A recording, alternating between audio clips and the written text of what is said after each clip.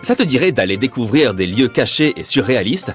Prends une lampe de poche et ton sac à dos, et c'est parti pour l'aventure! Notre voyage commence dans le pays montagneux qu'est la Suisse. Tu te rends dans la ville de Waltensburg, dans l'est du pays.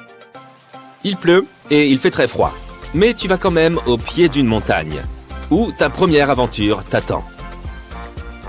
Après avoir grimpé très haut dans la montagne, tu vois un château aux formes étranges. Pour y accéder, tu dois remonter un sentier très étroit. En essayant de ne pas regarder en bas, tu resserres les sangles de ton sac à dos et tu parviens à passer le col.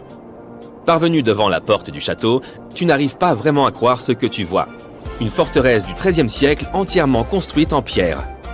Aujourd'hui, tout ce qui reste du château de Kropfenstein sont principalement ses ruines.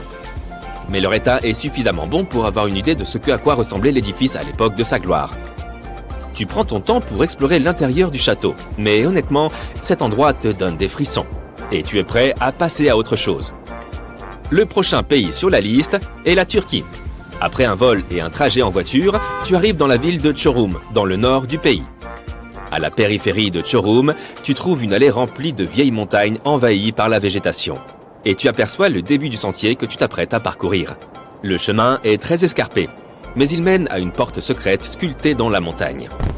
Félicitations, tu viens d'arriver à Kapili Kaya. L'énorme porte est une pierre massive en forme d'arc qui bloque l'entrée d'un bâtiment caché. Les experts pensent qu'elle existe depuis le IIe siècle avant Jésus-Christ. Malheureusement, l'énorme porte a toujours refusé de s'ouvrir, si bien que ce qui se cache à l'intérieur est encore un mystère à ce jour. On suppose qu'il y a une pièce à l'intérieur. Certains habitants affirment qu'un trésor s'y cache, mais jusqu'à aujourd'hui, personne n'a réussi à entrer pour vérifier. Bon, il est temps de repartir avant que la nuit ne tombe. Tu as l'occasion unique d'aller en Éthiopie. En te promenant dans la ville de Lalibela, tu tombes sur une énorme fosse creusée dans le sol.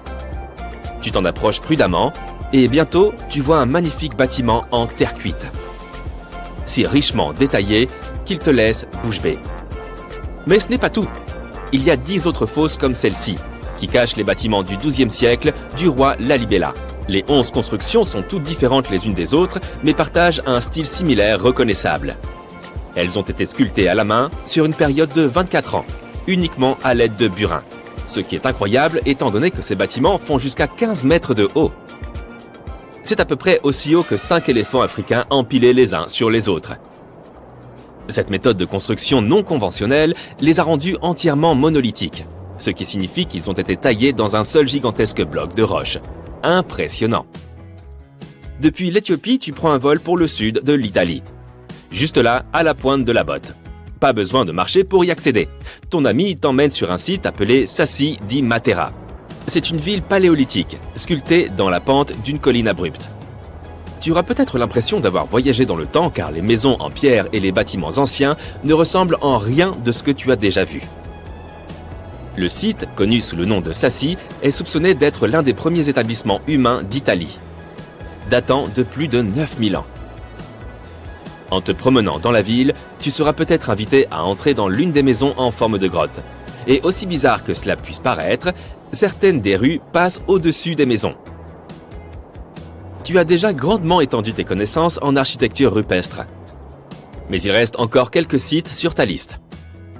Tu te diriges donc vers la Slovénie pour visiter le plus grand château troglodyte du monde. Ce château médiéval a été construit au sommet d'une falaise de 122 mètres de haut et a été conçu pour être imprenable. Heureusement, il est aujourd'hui possible d'y entrer facilement. Mais si tu cherches un moyen plus stimulant et moins touristique d'entrer, tu peux accéder au château par l'un de ses nombreux tunnels souterrains.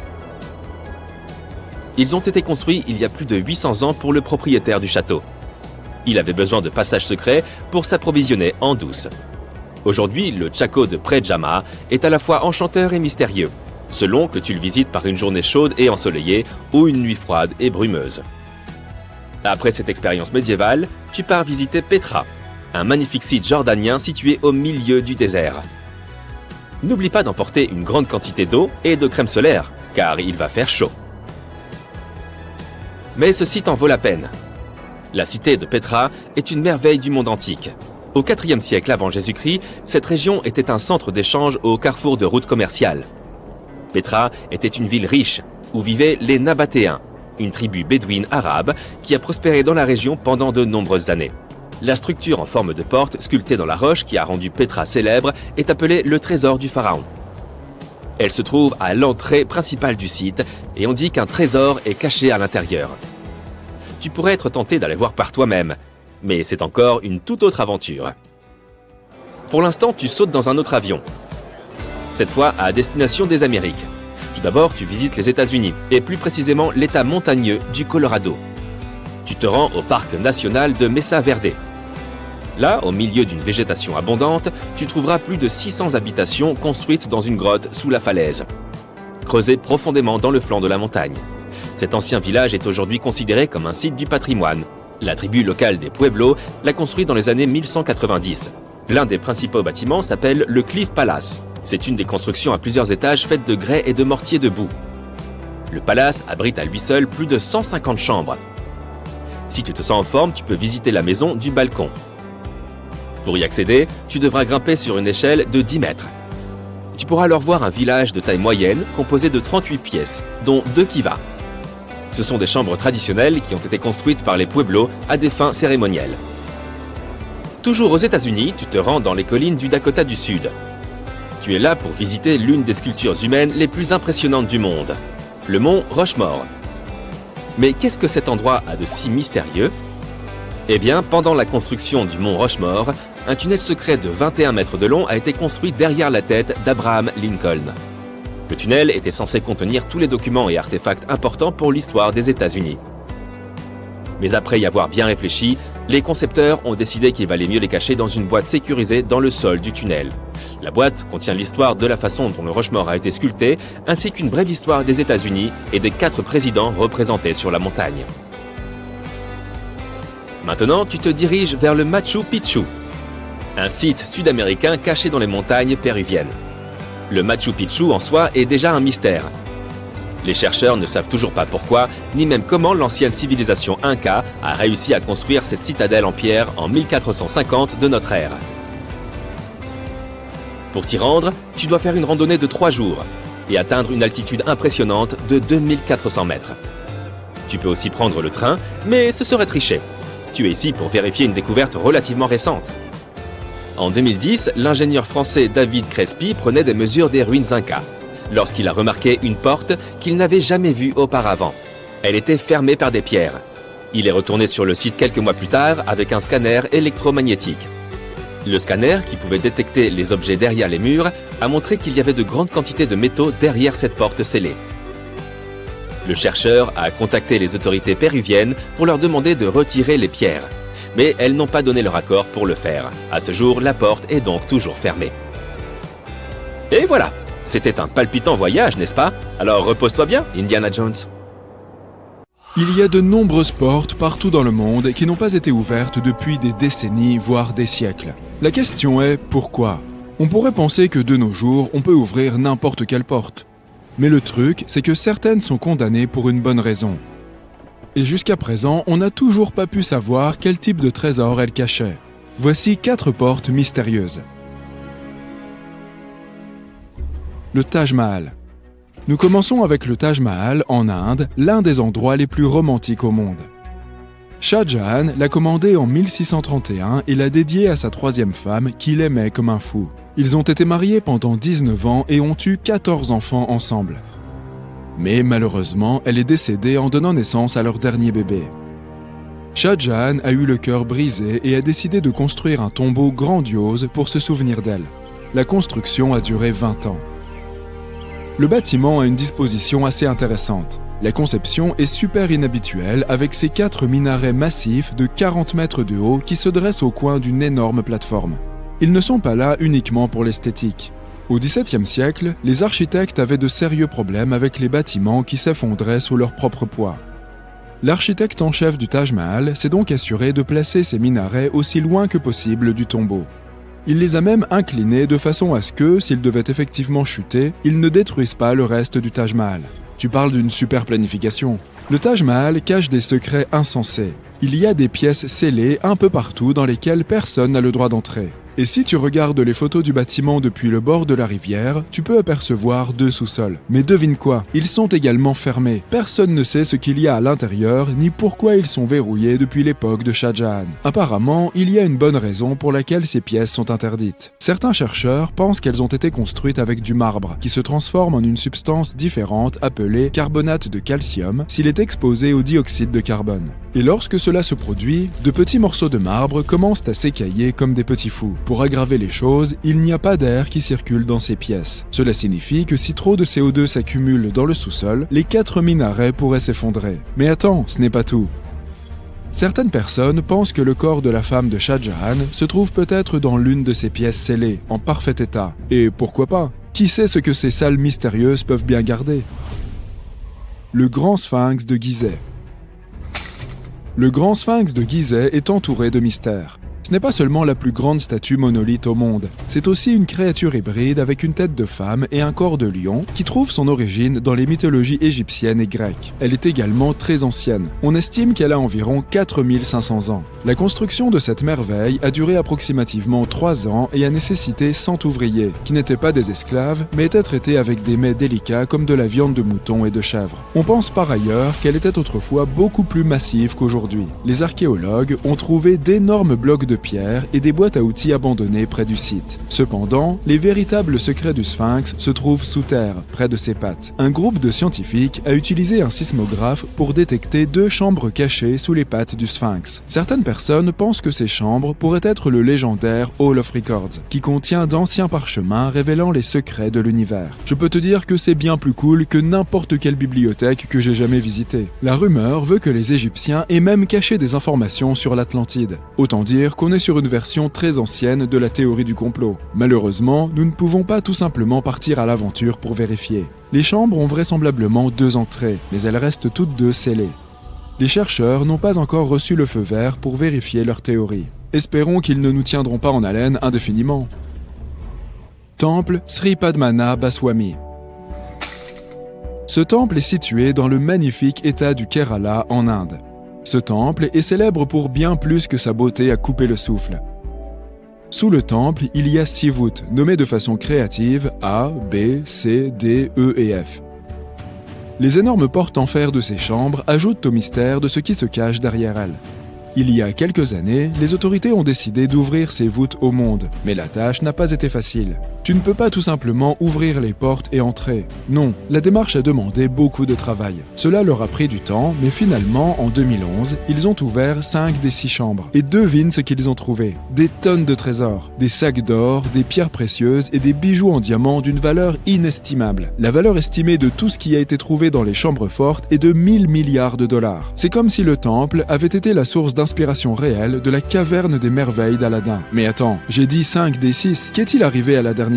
La chambre forte B est restée fermée, et pourtant, ce n'est pas faute d'avoir essayé. Ils n'ont tout simplement pas réussi à l'ouvrir. On croit même qu'elle est mortellement maudite. La légende dit que seul un saint ou un sage peut briser la malédiction en chantant un mantra spécifique. Mais personne n'a encore réussi à le faire. Sans doute parce que nous n'avons pas de saint ou de sage à notre disposition. Il y a aussi une rumeur selon laquelle, dans les années 30, des envahisseurs de temples ont essayé d'entrer dans la chambre forte B pour y faire un bon vieux pillage classique. Mais ils n'ont jamais atteint leur objectif. Apparemment, de terribles serpents se sont matérialisés de nulle part et ont chassé la bande. Mais bien sûr, ce n'est qu'une légende urbaine, et il n'y a aucune preuve de cela. Cependant, on dit que le vérificateur général qui s'occupe du temple a affirmé que la chambre forte B avait été ouverte au moins 7 fois depuis 1990, et que rien de grave n'était arrivé à quiconque y était entré. Qui sait, peut-être devrions-nous envoyer Indiana Jones pour vérifier. Le tombeau du premier empereur. Au plus profond d'une colline, complètement intacte et entouré de pièges dangereux, se trouve un ancien tombeau vieux de 2000 ans. Il appartient à Qin Shi Huang, alias le premier empereur de Chine. Il est né dans l'état de Qin et est devenu roi alors qu'il n'était qu'un enfant. Mais lorsqu'il est devenu adulte et qu'il a acquis tous les pouvoirs, il a unifié les États belligérants qui divisaient la Chine ancienne en les conquérant. Il a ensuite créé la dynastie Qin. Lorsqu'il est mort en 210 avant notre ère, il a été enterré profondément sous terre dans un tombeau massif. Et quand je dis massif, je veux dire massif. En 1974, des fermiers de Xi'an, en Chine, sont tombés sur quelque chose d'étrange en creusant un puits. Un énorme soldat en terre cuite. Cette découverte a donné lieu à des fouilles archéologiques approfondies qui se sont poursuivies pendant plus de 40 ans, révélant une collection de milliers de soldats en terre cuite. Ce qui est unique à propos de ces soldats, c'est que chacun d'entre eux a ses propres caractéristiques, des coiffures aux expressions faciales. On pense qu'il pourrait y avoir jusqu'à 8000 de ces soldats, mais seulement 2000 ont été trouvés jusqu'à présent. Il est intéressant de noter que la tombe centrale, qui est censée être le lieu de repos de l'empereur, n'a pas encore été touchée. Les documents anciens font référence à une vaste ville souterraine que l'empereur a construite, avec des tours panoramiques, des palais, etc. Sima Qian, un historien de la dynastie Han, a écrit que la tombe était ornée de trésors et qu'elle pouvait accueillir des centaines de personnes. Mais le manque de technologie pour examiner correctement le site bloque les recherches.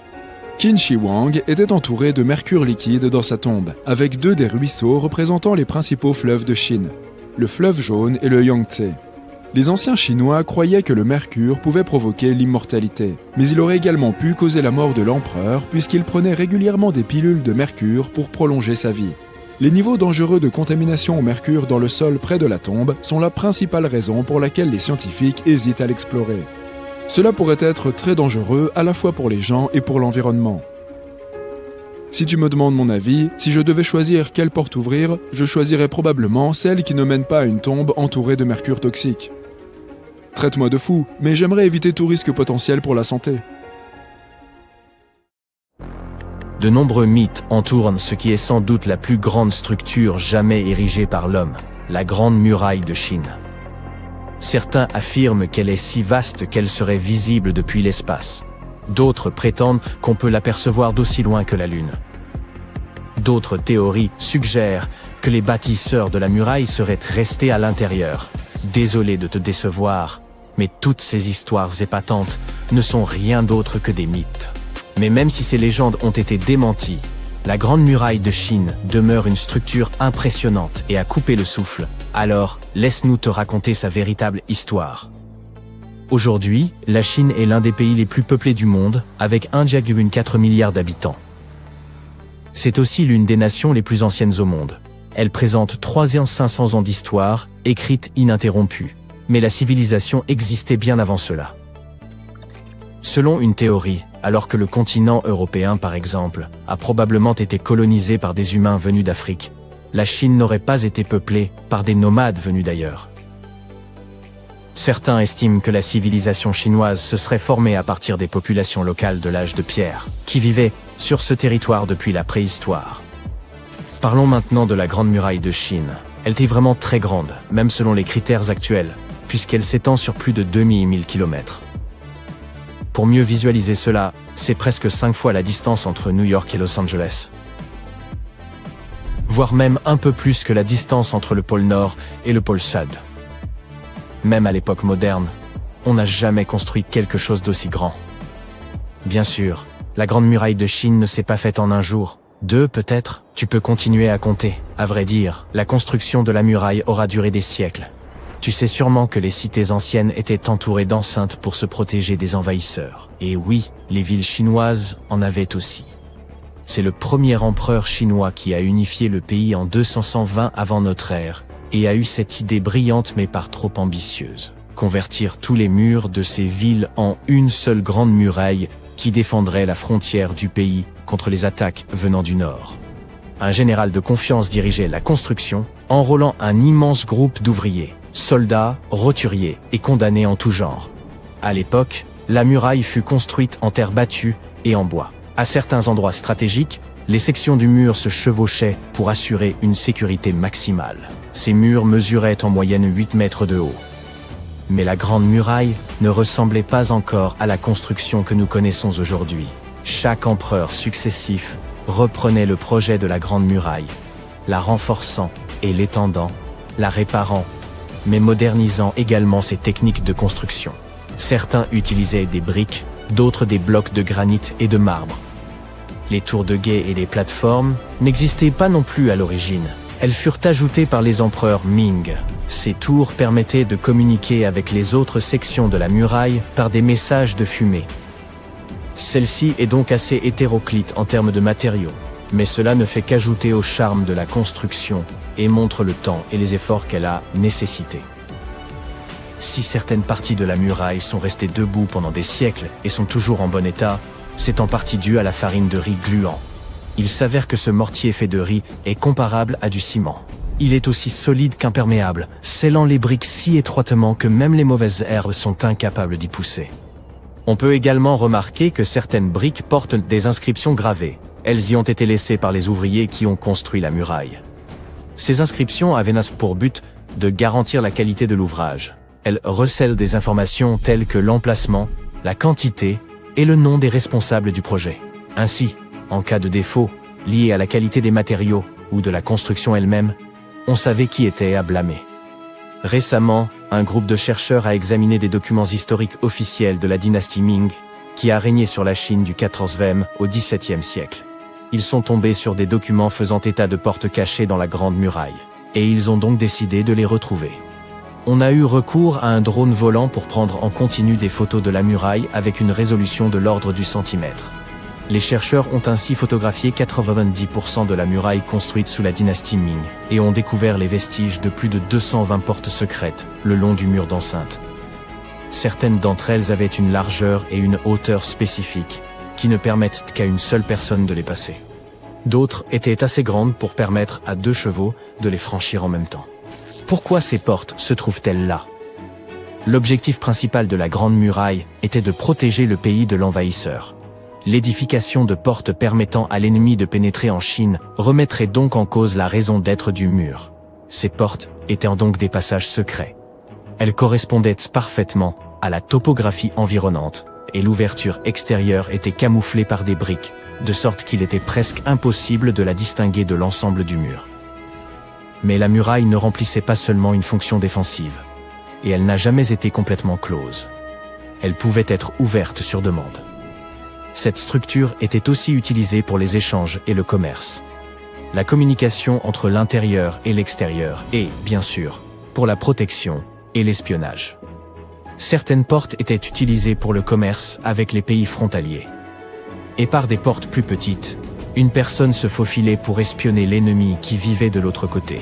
Ces portes secrètes étaient également utiles en cas d'attaque soudaine. Comme on s'en souviendra, certaines d'entre elles étaient camouflées au moyen de briques à l'extérieur. La sortie était tellement indiscernable que l'ennemi n'avait aucune idée de l'endroit exact où elle pouvait se trouver. Pour les soldats chinois, l'entrée à l'intérieur était creuse. Ils pouvaient ainsi traverser le mur et briser la porte de sortie camouflée, lançant ainsi leur attaque surprise. Même si l'objectif principal était d'empêcher les étrangers de pénétrer dans l'Empire, la muraille n'était pas très efficace à cet égard. On pouvait toujours l'escalader ou la contourner. Elle était donc surveillée en permanence, et les gardes envoyaient des signaux aux troupes s'ils voyaient l'ennemi s'approcher. En outre, ce mur donnait davantage de temps pour mobiliser et renforcer les armées chinoises, ou pour attirer les troupes ennemies dans une position stratégique difficile. La construction s'est arrêtée à la fin du XIXe siècle, le mur ayant perdu son importance stratégique et militaire en raison des progrès technologiques. Au fil des siècles et jusqu'à aujourd'hui, seuls 8% de la Grande Muraille sont encore en bon état, le reste étant endommagé. En outre, environ un tiers de la muraille a disparu sans laisser de traces, en raison de l'érosion naturelle et des dégâts causés par l'homme. On peut donc dire qu'il ne s'agit plus que d'un joli vestige. Comme on s'en souviendra, les premières parties du mur ont été construites en pisé et en bois. Ce ne sont pas les matériaux les plus durables à l'échelle de plusieurs millénaires. En outre, les méthodes agricoles modernes destructrices ont transformé de vastes zones en désert et ont contribué à son érosion. Par ailleurs, de nombreuses briques ont été retirées du mur au siècle dernier pour être utilisées dans la construction de fermes et de maisons. Aujourd'hui encore, la muraille est déconstruite pierre après pierre. Mais cette fois, par les touristes. Bon nombre d'entre eux en emportent une en guise de souvenir. Cela fait beaucoup de pierres, sachant que plus de 10 millions de touristes visitent la Grande Muraille chaque année.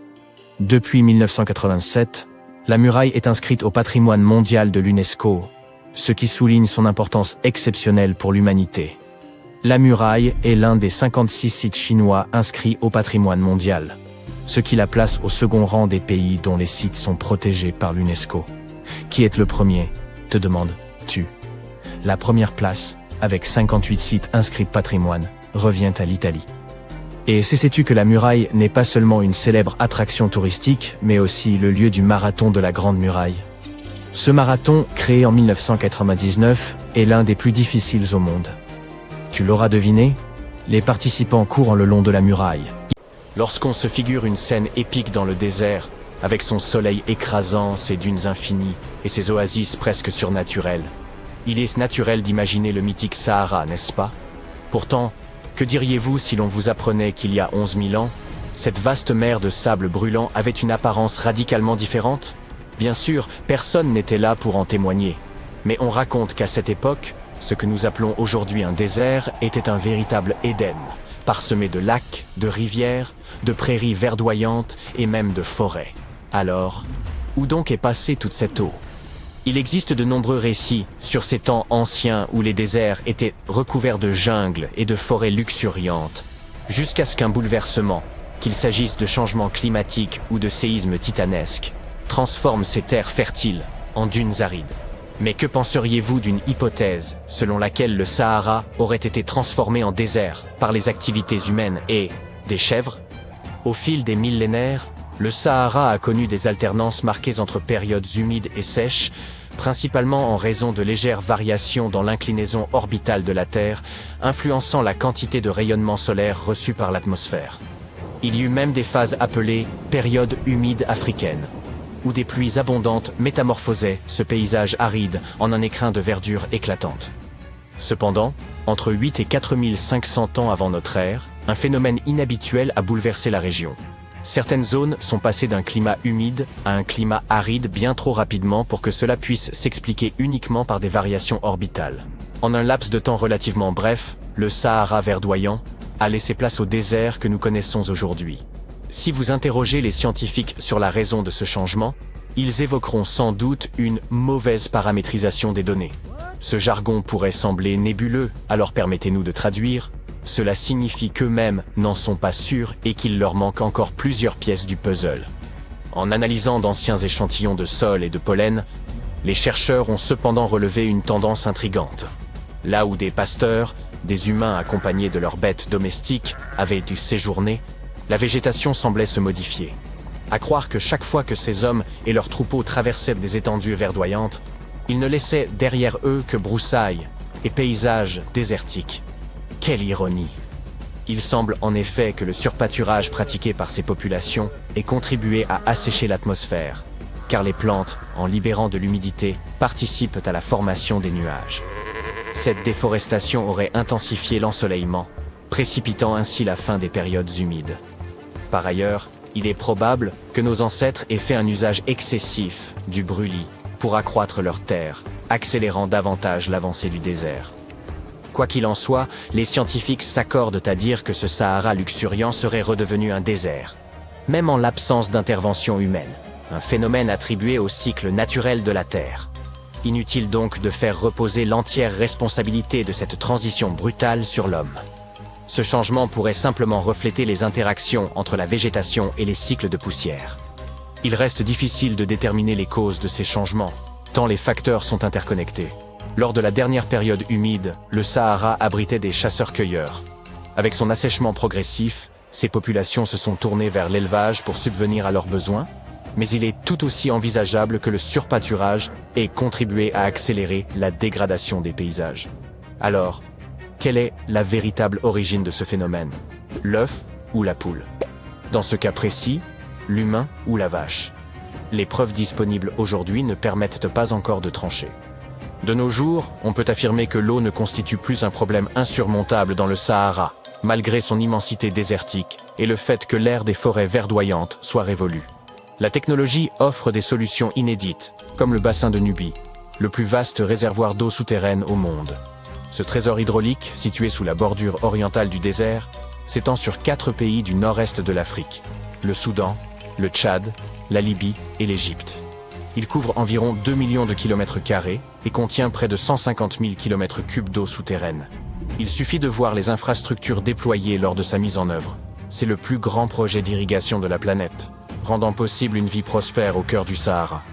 Mais imaginez vivre dans le Sahara avec une unique source d'eau. Cela paraît inconcevable, n'est-ce pas? Pourtant, les anciens Garamantes y sont parvenus, non seulement en survivant, mais en prospérant pendant près d'un millénaire, malgré l'absence de moussons ou de rivières alimentant leurs refuges désertiques.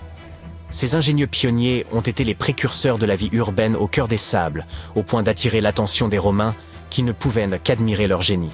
Tandis que beaucoup les considéraient comme de simples nomades, les Garamantes bâtissaient un véritable empire sous l'un des climats les plus hostiles de la planète. Mais quel était leur secret? Ils ont fait preuve d'une remarquable ingéniosité en creusant un vaste réseau souterrain pour exploiter un aquifère de grès gigantesque.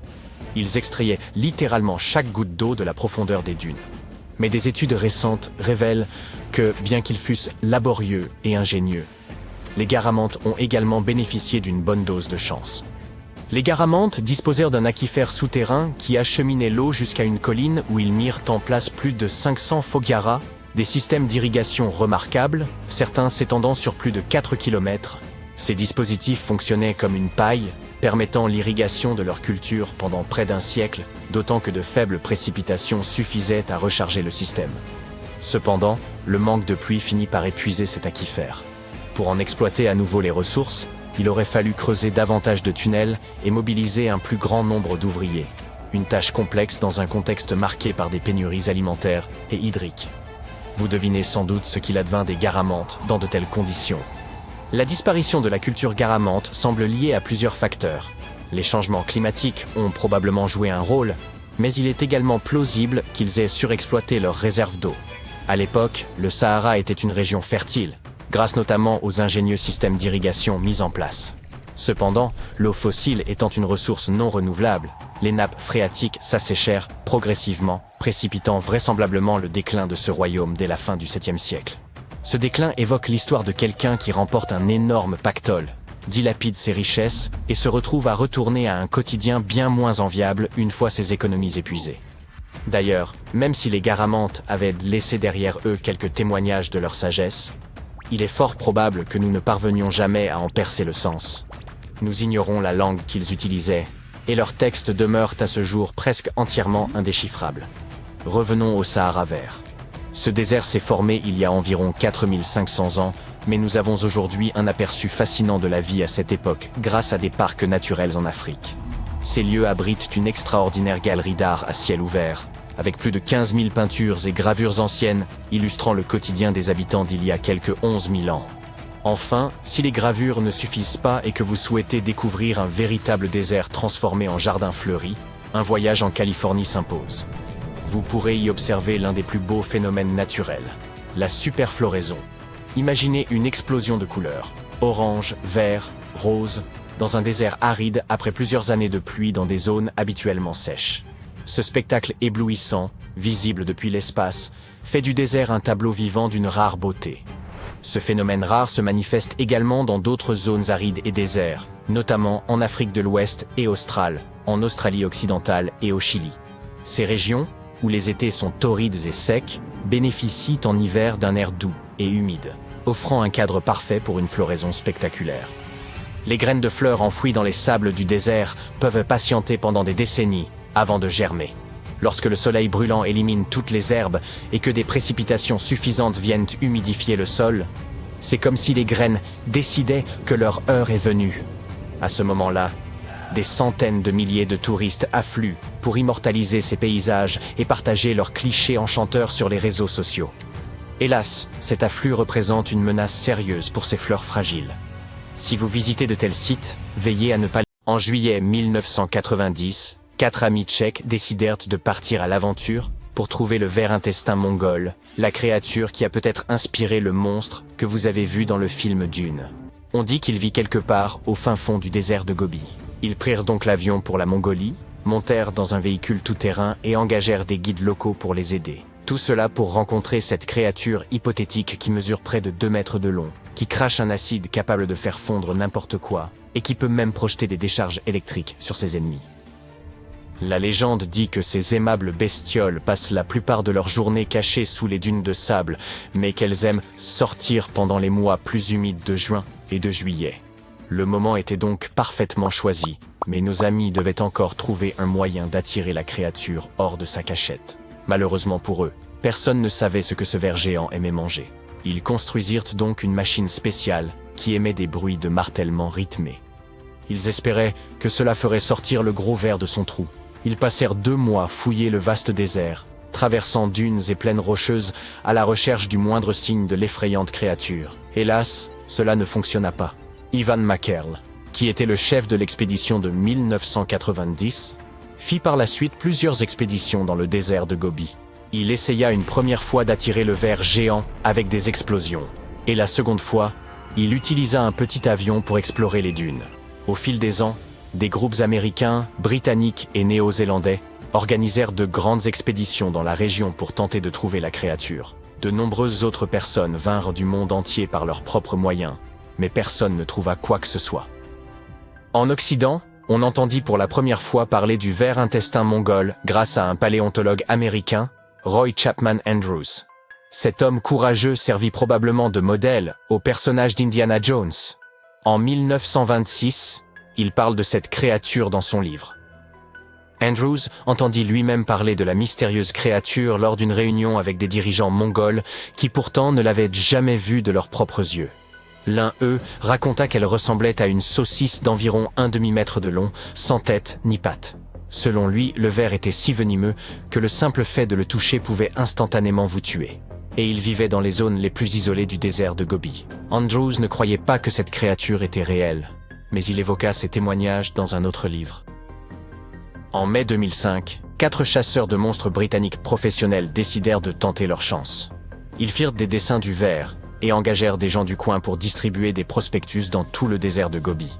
Ces prospectus promettaient une récompense à toute personne susceptible de fournir des informations sur la créature, ou de leur en apporter un spécimen. Selon eux, la machine bruyante que les autres explorateurs avaient utilisée avait plus de chances de faire fuir la bête que de l'attirer. Quelqu'un les renseigna, le ver aimait l'humidité. Ils élaborèrent donc un plan visant à bloquer les cours d'eau, afin de créer des zones humides qui attirent vers le ver. Mais cela ne fonctionna pas, car il était trop difficile de construire des barrages dans le désert. Ils finirent par utiliser de petits pièges, mais ne trouvèrent aucune preuve de l'existence du ver. Mais de nombreuses personnes leur racontèrent des histoires sur les créatures étranges qu'elles avaient vues au cours des 70 dernières années. Au fil des ans, les anecdotes sur ce monstre se répandirent dans le monde entier. Selon certaines d'entre elles, il ne mesurerait que 30 cm de long. Selon d'autres, il était aussi grand qu'un être humain. Il était blanc-gris, ou couvert d'écailles, et brun, ou encore charnu et rouge vif. Certains ont dit qu'il ressemblait à un serpent, ou peut-être à une chenille, ou encore qu'il avait des ailes, et pouvait voler. D'autres pensent qu'il pourrait s'agir d'un être surnaturel maléfique, dépourvu de corps. Si ces histoires sont si différentes les unes des autres, et si toutes ces recherches n'ont jamais rien donné, c'est peut-être parce que la créature n'existe tout simplement pas. Il s'agirait d'un cryptide. Ces créatures telles que le Bigfoot, le Yeti, le monstre du Loch Ness, dont l'existence n'a pas encore été prouvée. En 1983, un scientifique qui visitait la région a appris qu'un vieil homme avait réussi à attraper le mystérieux ver. Il a également appris qu'il y avait un nid à proximité. Le scientifique s'est courageusement approché du trou dans le sable et a mis sa main à l'intérieur. Une créature géante l'a entraîné et on ne l'a plus jamais revu. Je plaisante, il a en fait trouvé un boa des sables de Mongolie. Il s'agit d'un serpent trapu, fouisseur, non venimeux, aux petits yeux et aux écailles gris-brun. Il l'a montré aux habitants de la région pour savoir s'il s'agissait bien du monstre de la légende. Et il semblerait que tous aient répondu par l'affirmative. La plupart des Mongols qui connaissent l'existence du ver croient fermement en sa réalité. Si les gens du pays disent donc communément que ce monstre est un ver, c'est par une sorte de raccourci. Dans de nombreuses cultures mongoles, ce mot a été utilisé pendant des siècles pour désigner tout animal jugé dangereux, en particulier les serpents, même ceux qui ne sont pas venimeux. Après tout, il ne s'agit pas forcément d'un ver au sens propre. Les vers sont mous, mais une créature vivant dans le rude désert de Gobi devrait avoir une peau assez résistante, plus proche de celle d'un serpent ou d'une sorte de lézard sans pattes. Aucune de ces créatures ne peut projeter de l'électricité ni cracher de l'acide, comme on le dit du ver intestin. Mais certains serpents, comme les cobras, peuvent cracher un venin très dangereux pour l'homme. Si elle était réelle, Notre créature aurait une colonne vertébrale et les explorateurs auraient probablement découvert des ossements ou d'autres traces du même genre. Or, on trouve effectivement des fossiles dans tout le désert de Gobi. Les scientifiques y ont trouvé des représentants de plus de 80 groupes de dinosaures au cours des 100 dernières années. C'est là, par exemple, que les premiers nids d'œufs de dinosaures ont été découverts. Et cela a complètement changé ce que les scientifiques croyaient savoir sur ces grands animaux du passé. C'était la première preuve qu'ils pondaient des œufs. Au cours des 2 années suivantes, la même équipe de chercheurs exhuma plus d'une centaine de fossiles de dinosaures qui furent transportés au Musée américain d'histoire naturelle, où vous pouvez encore les voir aujourd'hui. Certains d'entre eux nageaient dans la mer du Crétacé qu'on trouvait là il y a environ 71 millions d'années. Ils ressemblaient à nos oiseaux modernes. Le mystère du ver intestin n'est toujours pas résolu. Mais il y a une autre énigme que les scientifiques ont réussi à élucider. Au XIIIe siècle, un célèbre voyageur du nom de Marco Polo traversa le désert de Gobi. Il crut entendre des bruits mystérieux, des sons produits par des instruments de musique tels que des tambours. Il en parle dans son livre. Selon lui, il s'agissait des voix d'esprits tourmentés. Les scientifiques modernes appellent cela les sables chantants. Contrairement aux craquements que l'on peut entendre lorsqu'on marche sur une plage de sable, ces bruits du désert sont beaucoup plus puissants, comme ceux d'un instrument de musique jouant des notes profondes et obsédantes. Au fil des ans, les gens ont avancé toutes sortes d'idées sur l'origine de ces sons, comme la présence d'eau souterraine ou de vent qui ferait vibrer le sable. Cependant, ce phénomène n'est propre qu'à certaines dunes, et les scientifiques ont longtemps cherché à comprendre pourquoi. Parfois, le vent peut provoquer une petite avalanche, et l'on peut alors entendre cette étrange musique. Mais ce phénomène est rare. Pour l'étudier, les scientifiques ont donc dû aider les dunes à chanter, grimpant jusqu'au sommet, puis se laissant glisser sur le dos en utilisant leurs mains et leurs pieds pour pousser le sable vers le bas. Au fur et à mesure que le sable dégringolait, le son commençait à se faire entendre, puis devenait de plus en plus puissant. Les scientifiques sentaient même des vibrations dans leurs mains. Ils ont donc découvert que pour qu'une dune... Imaginez que vous ayez réservé une excursion dans les jungles du Costa Rica. Tout à coup, vous tombez sur une énorme sphère de pierre, dont le diamètre fait presque 2 mètres. Comment diable est-elle arrivée là et que symbolise-t-elle? Vous interrogez immédiatement votre guide. Il n'est pas aussi étonné que vous, et vous explique qu'il y en a en fait plusieurs centaines disséminées dans le sud du pays. Ces mystérieuses sphères de pierre n'ont pas de nom officiel. Les habitants les appellent simplement Las Bolas, ce qui signifie boule en espagnol, tandis que les historiens les appellent les sphères d'Iquiz, du nom de la culture qui les a produites. Les scientifiques ont étudié les couches de sédiments de la Terre qui les entourent, et estiment que les plus anciennes ont été fabriquées vers l'an 600 de notre ère, et que les plus récentes datent de l'an 1000 de notre ère. De nombreuses sphères ont été déplacées après leur découverte initiale. C'est pourquoi les archéologues ont du mal à les dater avec précision. La culture d'Iquiz a complètement disparu peu après sa découverte par les Espagnols, au XVIe siècle.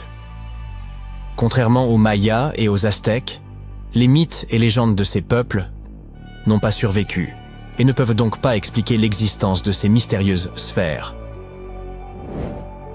Plus de 300 de ces boules ont été découvertes à ce jour, certaines mesurant moins de 2,5 cm de diamètre, les plus grandes mesurant jusqu'à 2 mètres de diamètre, plus hautes donc que la plupart des humains.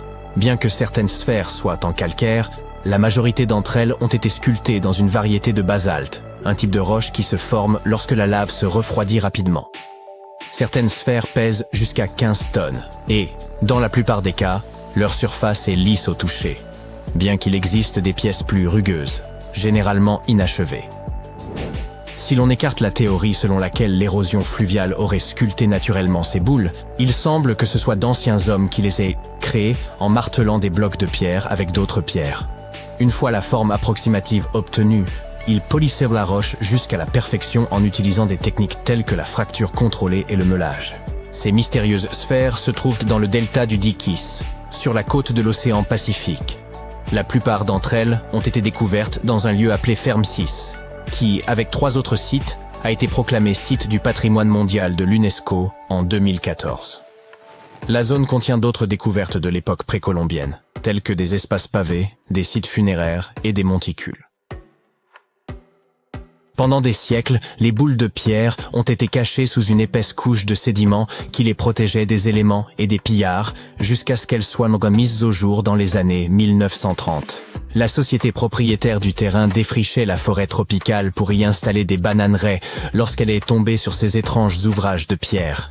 Certaines ont été endommagées par des bulldozers, d'autres par des ouvriers qui tentaient de les ouvrir, pensant qu'elles contenaient de l'or. Il a fallu un certain temps avant que les autorités n'interviennent pour empêcher que les découvertes ne soient davantage endommagées. Doris Stone, la fille d'un cadre de la société propriétaire du terrain, a été la première à étudier les sphères. En 1943, elle a publié un article dans une revue archéologique américaine de premier plan, attirant ainsi l'attention du monde entier sur les boules. Des expéditions ont rapidement suivi, et les archéologues ont immédiatement pu déterminer que les formations de pierre étaient d'origine humaine, probablement créées par l'ancienne population indigène du Costa Rica. À ce jour, personne n'a été en mesure d'expliquer scientifiquement leur fonction. Cela signifie qu'il y a encore de la place pour les théories les plus folles sur l'origine et la véritable finalité des sphères. La théorie la plus populaire au sein de la communauté scientifique est que ces sphères de pierre servaient de décoration et de symboles sociaux, car nombre d'entre elles ont été retrouvées à proximité des habitations des chefs de tribu. Ces mêmes chefs étaient également enterrés avec certaines des plus petites boules. Ces sculptures étaient donc certainement associées au pouvoir d'une manière ou d'une autre. Ciseler un bloc de pierre à la perfection exigeait beaucoup de travail et de planification, et seuls les individus puissants pouvaient se permettre de telles commandes à l'époque. L'autre théorie la plus répandue est que les boules étaient utilisées pour l'observation astronomique. Les sphères individuelles représentaient des étoiles ou des planètes, formant comme une carte primitive du ciel nocturne. Comme elles étaient parfaitement rondes, il était facile de les faire rouler. Avant que la jungle ne les engloutisse, la région où elles ont été découvertes était une plaine alluviale plate, idéale pour faire rouler de grosses pierres. Une autre version de cette théorie suggère que les pierres étaient utilisées comme marqueurs de frontières, un peu comme les bornes modernes, qui sont elles aussi principalement faites de pierre. Enfin, les légendes d'autres tribus qui vivaient dans la région racontent que les sphères étaient des boulets de canon que la divinité du tonnerre utilisait pour chasser la divinité des vents et des ouragans. Nous ne connaissons toujours pas la fonction première des sphères du Costa Rica, mais elles restent un élément important de l'identité nationale du pays. Le musée national de San José, la capitale du Costa Rica, en possède 6 dans sa cour. De nombreuses autres sphères sont devenues des décorations de jardin, très prisées des habitants les plus fortunés. Il y en a même une à l'université de Harvard. Plus d'un millénaire après leur création, les mystérieuses sphères de pierre du Costa Rica sont toujours associées au pouvoir et à la richesse. En termes mathématiques, les sphères de pierre ne sont pas tout à fait rondes. On estime qu'elles sont presque parfaites, approchant la forme d'une sphère à 96%. Bien que ce chiffre soit impressionnant, les sphères du Costa Rica ne sont pas les seules de leur genre. Il y a près de 10 ans, des ouvriers ont découvert de mystérieuses sphères géantes en pierre dans les profondeurs d'une mine de charbon du nord de l'Asie. La surface de ces sphères, qui mesurait un peu plus de la longueur d'un pas humain en diamètre, était exceptionnellement lisse, et les gens se sont penchés sur la question pour tenter de comprendre ce dont il s'agissait. Certains étaient là persuadés que les boules venaient d'un autre monde, tandis que d'autres suggéraient qu'il s'agissait en fait d'œufs de dinosaures pétrifiés. Les scientifiques ont rapidement mis fin aux discussions. Il s'est avéré que les mystérieuses sphères étaient en réalité des concrétions. Il s'agit de formations rocheuses qui mettent des millions d'années à se former dans les profondeurs du sous-sol. Pensez à un caillou qui amasse de la neige en dévalant une colline. C'est ainsi que se forment les concrétions. L'eau souterraine, riche en sédiments et en minéraux, s'écoule autour de la concrétion, la façonnant lentement en un orbe parfait. Ce processus est assez courant dans la nature, mais en général, les concrétions sont assez petites. Les sphères trouvées dans la mine de charbon avaient atteint cette taille dans un sol riche en minéraux, et elles étaient suffisamment grandes pour intéresser la presse et le grand public. Un autre cas possible de concrétion est celui des imposantes sphères de pierre retrouvées dans la vallée de Visoko, en Bosnie. Semir Osmanagić, que l'on a surnommé l'Indiana Jones bosniaque, a été le premier à étudier ces objets dont la largeur équivaut à celle d'un autobus londonien. Il pense que ces boules de pierre ont été sculptées par une civilisation disparue qui vivait dans la région il y a 1 millier d'années. La couleur rougeâtre des orbes prouve cependant qu'il s'agit bien de concrétions, riches en fer. Les Moki Marbles, découverts dans l'Utah rural, ont une couleur similaire à celle des sphères bosniaques. Ces minuscules concrétions, de la taille d'une bille, sont constituées d'un noyau de grès et d'une coquille d'hématite, un minerai de fer. En Afrique du Sud, des mineurs ont découvert les sphères de Klerksdorp, dont la forme et la taille sont similaires à celles des Moki Marbles. La seule différence est que celles-ci se sont formées à l'intérieur de sédiments et de cendres volcaniques. Parmi les petites sphères créées par l'homme, les plus intrigantes sont probablement celles que l'on trouve sur certaines îles grecques. Des scientifiques ont découvert 700 pierres plus petites que des balles de golf près du site de l'âge du bronze d'Acrotyrie, sur l'île de Santorin. Ils pensent que ces objets ont entre 3600 et 4500 ans. En comparant toutes les variations de taille et de couleur de ces pierres énigmatiques, les archéologues ont conclu qu'elles auraient pu faire partie du plus ancien jeu de société jamais fabriqué. Avec l'aide de l'intelligence artificielle, les scientifiques tentent aujourd'hui de comprendre les règles de ce jeu. Regardez un peu ça. Des chercheurs viennent de trouver des empreintes de pas très anciennes d'une famille d'humains disparus il y a, accrochez-vous bien, 300 000 ans. Ces empreintes appartiennent à un groupe d'Homo heidelbergensis. Plutôt difficile à prononcer, mais je m'en suis sorti. Ces hommes étaient donc très avancés pour leur époque. Ils construisaient des maisons et chassaient de gros animaux. Malheureusement, ils n'ont pas supporté le changement climatique et ont disparu il y a environ 28 000 ans. Non, ce n'était pas combat des mauviettes. Croyez-moi, le temps était vraiment rude à l'époque et ils ne pouvaient pas se contenter d'une doudoune comme nous le faisons aujourd'hui. Une équipe de l'université de Tübingen a donc fait cette découverte en Allemagne, où elle a trouvé des empreintes parfaitement conservées dans une forêt au bord d'un lac. Apparemment, des éléphants, des rhinocéros et d'autres animaux venaient se détendre au bord de l'eau, tout comme cette famille de Heidelberg. Les scientifiques pensent qu'il s'agissait probablement d'une sortie familiale et non pas d'un groupe de chasseurs adultes, car il y avait aussi des empreintes de petits-enfants. Selon la saison, ils pouvaient manger des plantes, des fruits, des feuilles, des pousses et des champignons tout autour du lac. Les experts ont même trouvé des traces d'une espèce d'éléphant disparu qui pesait jusqu'à 13 tonnes. Vous imaginez voir l'un de ces éléphants en personne. Pour rappel, 13 tonnes, c'est environ 45 fois le poids d'un cochon. Groin, groin. En creusant à Schöningen, les chercheurs sont tombés sur des empreintes d'éléphants de 55 cm de long. Et oui, plus de la moitié d'un mètre. Et ils ont même trouvé des fragments de bois dans les ornières laissées par les éléphants. Mais attendez, ce n'est pas tout. Ils ont également découvert une empreinte de rhinocéros datant du Pléistocène, ce qui est assez incroyable. C'est la première fois qu'ils trouvent une empreinte de cette espèce en Europe. Personne n'aurait pu imaginer que les rhinocéros avaient de si grandes pattes, sauf ceux que cette énorme bête a piétiné. Pendant ce temps, au Nouveau-Mexique, des archéologues britanniques et américains ont trouvé d'anciennes empreintes de pas humains datant de 23 000 ans. Ils ont utilisé la datation au radiocarbone pour déterminer quand ces empreintes ont été faites. Et il s'avère qu'elles remontent au dernier maximum glaciaire. À cette époque, des nappes glaciaires recouvraient une grande partie de l'Amérique du Nord. Et le niveau de la mer était plus bas qu'aujourd'hui. On a toujours pensé que l'homme était arrivé en Amérique du Nord il y a 13 à 16 000 ans. Mais ces empreintes nous suggèrent que nos ancêtres erraient dans ce coin bien plus tôt que cela. Certains pensent même que l'homme était déjà présent en Amérique du Nord il y a 33 000 ans, mais tout le monde n'est pas convaincu. Bien. Et s'il y a des empreintes de pas, il doit forcément y avoir eu des chaussures aussi, n'est-ce pas? Les chercheurs n'ont peut-être pas trouvé de mocassins Gucci, même s'ils existent depuis 1953. Mais ils ont découvert une grotte en Arménie remplie d'objets anciens datant de l'âge du cuivre. Et devinez quoi? Parmi ces objets se trouvait une chaussure très bien conservée, qui est aujourd'hui la plus ancienne chaussure jamais découverte. Cette chaussure était constituée d'une seule pièce de cuir de vache, ce qui est plutôt rare aujourd'hui, malgré toutes les améliorations technologiques sophistiquées dont nous disposons. Voilà ce qu'on appelle de la haute qualité. Aujourd'hui, les créateurs de chaussures les plus branchés tentent de copier cette technique de la coupe entière. Cette chaussure était également enduite d'une sorte d'huile végétale pour une plus grande durabilité. Elle avait même des lacets qui se croisaient à travers une série de trous, tout comme nos chaussures de sport bien-aimées. Ce modèle pour femme, d'une taille équivalente à un petit 39, laisse penser qu'elle a été fabriquée sur mesure pour une personne fortunée. Pouvez-vous vous imaginer porter de telles chaussures à l'époque? On devait en parler dans tout le village. Et puisque nous parlons de chaussures, vous savez, cette sensation désagréable que l'on ressent lorsque l'on marche sur quelque chose de collant.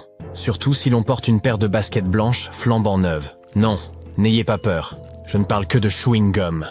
Un gros malabar collé à sa chaussure, c'est un vrai désastre. Au cours d'une fouille en Finlande, Sarah Pikin, une étudiante britannique en archéologie ultra cool, a trouvé un morceau de chewing-gum néolithique vieux de 5000 ans fabriqué à partir de goudron d'écorce de bouleau. Il portait même des traces de dents. Qui aurait cru que nos ancêtres aimaient aussi les chewing-gums? Apparemment, le goudron d'écorce de bouleau a des propriétés antiseptiques.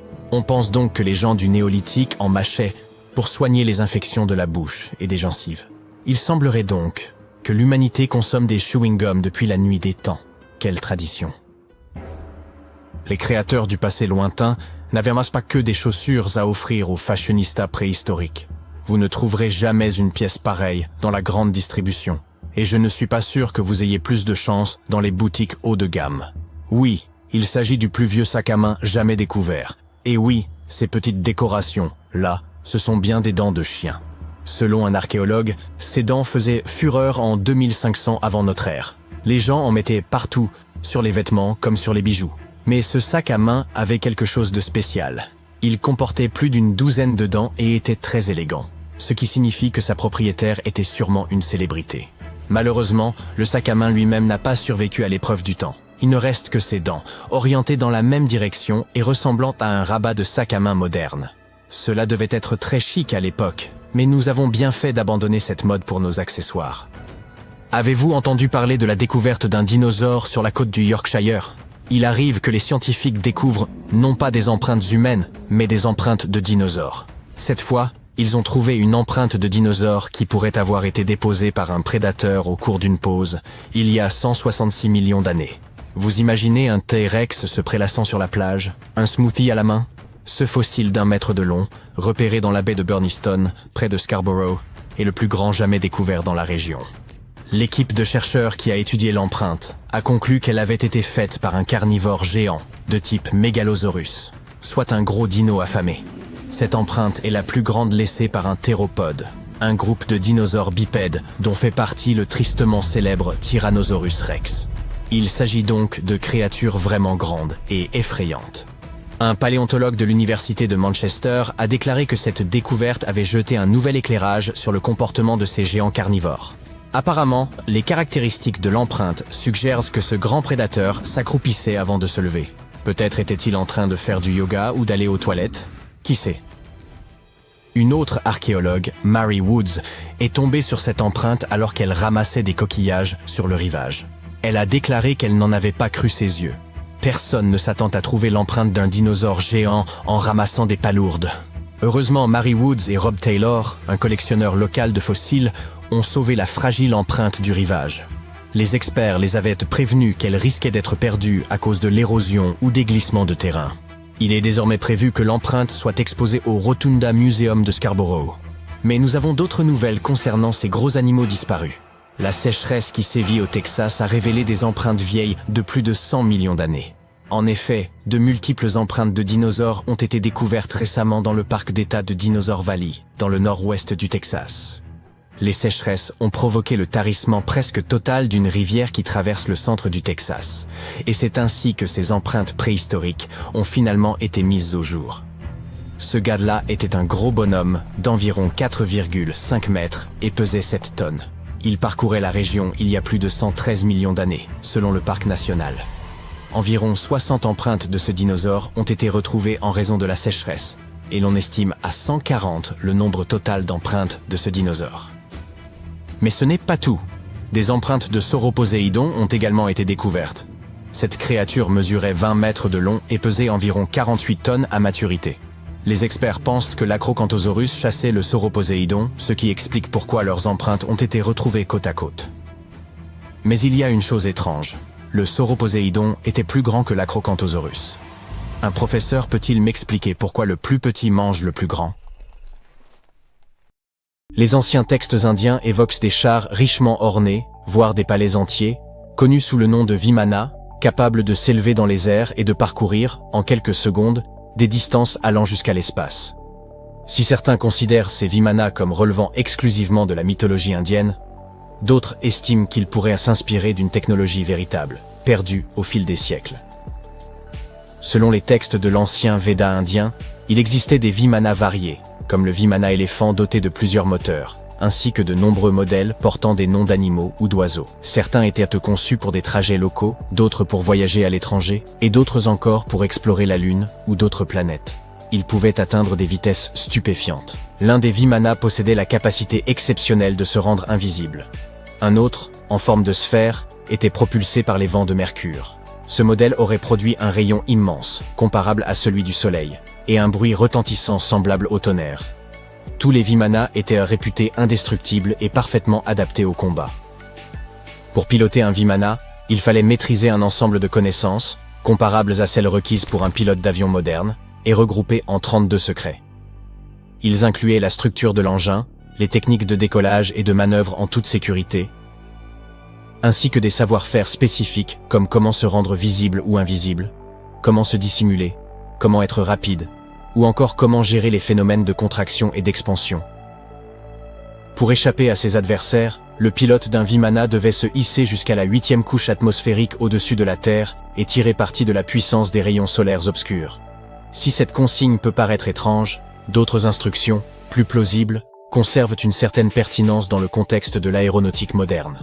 Certaines sections des textes dédiés aux Vimanas mettent en lumière des aspects tels que les itinéraires de vol, la formation des pilotes, la navigation, mais également les tenues appropriées pour ces derniers, ainsi que les aliments recommandés pour de longs trajets. Ces écrits recèlent également des informations techniques détaillées sur l'utilisation de métaux absorbant la chaleur, les types de métaux employés et leurs points de fusion. Les défenseurs de l'idée que les Vimanas étaient plus que de simples mythes estiment que les anciens Indiens n'auraient probablement pas consacré autant de précision à une vulgaire légende. Ainsi, ces palais volants pourraient avoir été réels et extraordinairement en avance sur leur temps, à l'image de nombreuses autres inventions indiennes. Au VIe siècle avant notre ère, un chirurgien indien du nom de Sushruta a rédigé ce qui est considéré comme le premier manuel de médecine et de chirurgie. Surnommé le père de la chirurgie pour ses contributions, Sushruta a catalogué des centaines de plantes médicinales et décrit des interventions chirurgicales complexes. Il a notamment consigné des instructions pour des reconstructions nasales, ainsi que des greffes de peau transférées d'une partie du corps à une autre. La technique originale de rhinoplastie, qui consistait à prélever un fragment de peau sur le front pour reconstruire un nez, demeure utilisée aujourd'hui. Toutefois, à l'époque, cette intervention répondait à des besoins très différents de ceux d'impressionner le public des réseaux sociaux. Ces chirurgies étaient destinées à aider des individus ayant perdu leur nez en raison d'un châtiment ou de blessures subies au combat. C'est à un prodige des mathématiques indiens de l'Antiquité, nommé Aryabhata, que nous devons l'invention du zéro. Bien qu'elle puisse paraître anodine, cette découverte a été cruciale, car sans elle, il n'existerait ni système binaire, ni ordinateur. Avant le 5e siècle de notre ère, les gens se contentaient d'un simple symbole pour indiquer l'absence de valeur. Grâce à cette invention, l'addition, la soustraction et bien d'autres opérations sont devenues infiniment plus simples. Vous pouvez observer le plus ancien zéro connu, gravé sur le mur d'un temple de Gwalior, en Inde. Dès 1500 avant notre ère, voire plus tôt, la civilisation de la vallée de l'Indus utilisait des règles en ivoire. Ces instruments, retrouvés lors de fouilles sur les sites de l'actuel Pakistan et du nord-ouest de l'Inde, étaient couramment employés en architecture avec une précision remarquable. Chaque règle comportait des unités mesurant un peu plus de 3 cm, minutieusement divisées en sous-unités précises, jusqu'à une tolérance de 2 millièmes de centimètre. L'invention suivante relève davantage du concept que de l'objet tangible. La standardisation consiste à fixer des règles communes en s'appuyant sur un ensemble de critères, qu'ils soient humains, matériels ou d'intérêts variés. L'une de ces applications les plus notables, à laquelle nous sommes aujourd'hui habitués, est celle des poids standardisés. Que l'on utilise des livres ou des kilogrammes, ces mesures universelles sont essentielles, n'est-ce pas? Pour cela, nous devons un grand merci aux marchands de la civilisation arapéenne, qui vivaient il y a près de 4000 ans. Ces derniers utilisaient des poids standardisés pour mesurer aussi bien des céréales que des produits de luxe. Leur système de mesure reposait sur des bases mathématiques décimales et binaires. Bien qu'ils n'aient pas disposé de technologies avancées, ils ont atteint une précision remarquable grâce à des calculs complexes et à l'utilisation ingénieuse de matériaux tels que le sable pour la construction. Leur expertise en matière de standardisation s'est diffusée jusqu'en Perse et en Asie centrale, devenant ainsi une norme mondiale en matière de pesée. Si le yoga est votre pratique favorite, vous avez une excellente raison de rendre hommage aux anciens sages indiens. Le yoga a été mentionné pour la première fois dans les Védas de la civilisation de l'Indus-Sarasvati, dans le nord de l'Inde, il y a plus de 5000 ans. Avec le temps, cette discipline a été perfectionnée et enrichie, devenant une vaste philosophie comprenant plus de 200 écrits sacrés consacrés à l'art d'atteindre l'illumination. Au début de notre ère, le yoga a pris une nouvelle dimension grâce à l'écrivain hindou Patanjali, qui a structuré la pratique dans son œuvre, les Yoga Sutras. Cette discipline s'est transformée en une méthode complète de rajeunissement du corps et en une pratique visant à prolonger la vie, avec des postures que l'on continue à exécuter sur les tapis d'aujourd'hui. Ce n'est qu'au XIXe siècle que le yoga a gagné le monde occidental, où il s'est rapidement propagé. Le jeu d'échecs, souvent considéré comme le jeu de prédilection des intellectuels, est également une invention indienne. Son ancêtre, connu sous le nom de Chaturanga, était un jeu de stratégie sur plateau qui a commencé à se populariser environ 3000 ans avant notre ère. Cette version primitive des échecs se jouait à 4 joueurs au lieu de 2 et comportait 64 cases. Chaque participant disposait de 8 pièces, allant des pions au roi, en passant par les fous et les cavaliers. À cette époque, on n'utilisait pas de dés classiques à 6 faces, mais un dé oblong. Les joueurs qui s'affrontaient étaient en réalité regroupés en 2 équipes selon leur position. La version moderne des échecs, telle que nous la connaissons aujourd'hui, trouve mention pour la première fois dans une légende de l'ancienne littérature indienne. Selon cette histoire, l'épouse du démon Ravana aurait inventé le jeu afin de divertir son époux. Le mot shampooing trouve son origine dans un terme hindi signifiant apaiser ou pétrir. Cette substance, inventée en Inde en 1762, servait à l'origine pour les massages crâniens, d'où son nom. Le premier shampoing était composé d'huile naturelle et de plantes. Les commerçants britanniques, séduits par cette idée, l'ont ramené en Angleterre. Puis il aura fallu plusieurs années pour que cette huile de massage évolue en shampoing tel que nous le connaissons aujourd'hui, mais son origine reste indienne. Contrairement aux Grecs anciens, qui portèrent des peaux d'animaux, les Indiens ont commencé à cultiver le coton dès les 5e et 4e siècles avant notre ère. Ils utilisaient des fils de coton pour fabriquer des textiles, qui devinrent rapidement très prisés en Méditerranée et au-delà. Le jute et la laine trouvent également leurs racines en Inde. Le Cachemire, célèbre pour être la laine la plus fine et la plus luxueuse, provient de la région du même nom, située à la frontière de l'Inde, du Pakistan et de la Chine. Quant aux boutons ornant ces vêtements de Cachemire, ils ont également une origine indienne. Il y a environ 5000 ans, la civilisation de la vallée de l'Indus transformait des coquillages en forme géométrique percés de petits trous. Ces ornements, d'abord purement décoratifs, furent ensuite utilisés pour attacher les vêtements. Lorsque l'on évoque les pionniers de la communication radio, le nom de Marconi est souvent celui qui domine. En 1909, il a même reçu le prix Nobel de physique pour ses travaux révolutionnaires. Pourtant, un autre génie, longtemps resté dans l'ombre, mérite d'être reconnu. Sir Jagdish Chandra Bose. Dès 1895, Bose a démontré le potentiel des ondes de communication radio. Lors d'une expérience à l'hôtel de ville de Calcutta, il a transmis une onde électromagnétique sur une distance de 23 mètres, traversant des murs, déclenchant une cloche et enflammant même de la poudre à canon. Marconi s'est inspiré de l'invention de Bose, le cohéreur à mercure, pour développer sa propre radio bidirectionnelle. Hélas, Bose n'a pas breveté son invention, et il n'a obtenu la reconnaissance de son génie qu'un siècle plus tard. En 1850, l'égyptologue français Auguste Mariette se rendit sur la terre des pharaons en quête de manuscrits, mais tomba par hasard sur une tête de sphinx qui émergeait des dunes. Après avoir dégagé le sable, il comprit que ce sphinx marquait l'entrée d'une structure souterraine. Quelques mois plus tard, il pénétra finalement dans le Sérapéum de Saqqara. À l'intérieur, il découvrit un gigantesque sarcophage en granit, contenant les restes de 64 taureaux. Les scientifiques restent émerveillés par la technologie qu'utilisèrent les anciens Égyptiens pour déplacer ces immenses blocs. Le Sérapéum, construit vers 3000 ans avant notre ère, était une sépulture souterraine dédiée au taureau sacré Apis, vénéré dans l'Égypte ancienne. Il comportait un long corridor de près de 150 mètres, bordé de vastes salles de pierre. Certains sarcophages, pesant jusqu'à 100 tonnes, soit l'équivalent de 50 voitures moyennes, était réalisé avec une précision remarquable, présentant des angles parfaits de 90 degrés. Ornées de hiéroglyphes et de gravures, ces pièces détaillaient les récits et l'importance accordée au taureau Apis. Aujourd'hui, seuls 24 sarcophages subsistent. Dans l'Égypte antique, les taureaux Apis occupaient une place prépondérante en raison de leur lien avec le dieu Ptah. Ils étaient perçus comme porteurs de son esprit et de sa sagesse, tout en soutenant le pharaon et son peuple. Les prêtres identifiaient ces taureaux sacrés en recherchant des signes distinctifs. Un triangle blanc sur le front, symbole de lumière divine, une marque dorsale évoquant l'aile d'un vautour, et une forme de scarabée sous la langue, associée à la réincarnation.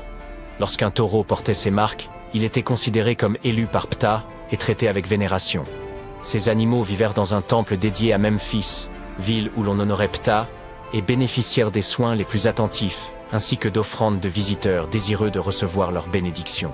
À leur mort, les taureaux Apis étaient momifiés et honorés avec la plus grande solennité.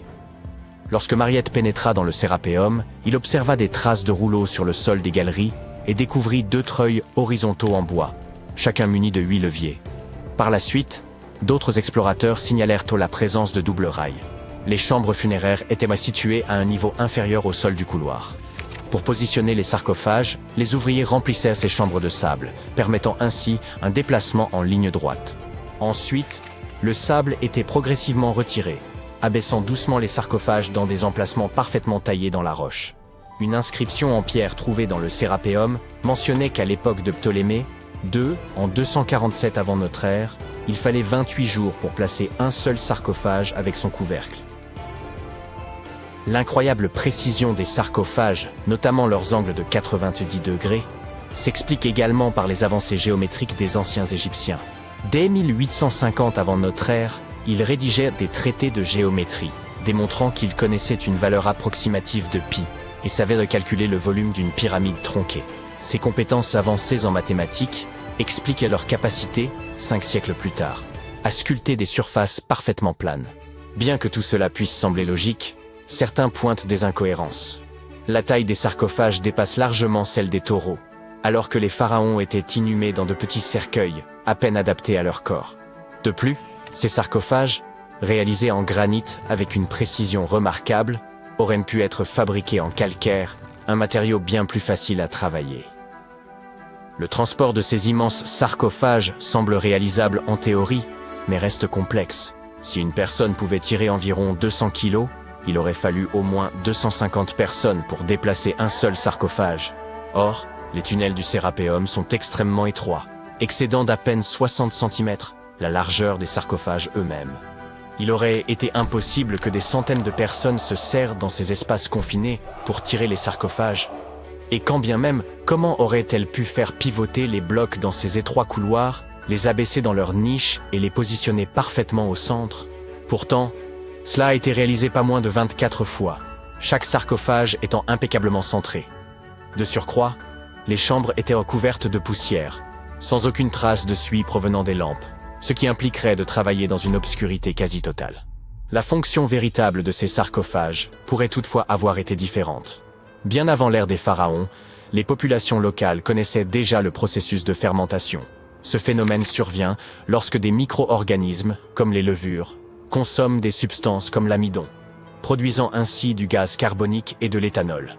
Il est donc possible qu'en Égypte ancienne, des aliments tels que l'orge, le pain ou même la viande aient été placés dans ces immenses coffres de pierre, puis scellés hermétiquement à l'aide de lourds couvercles.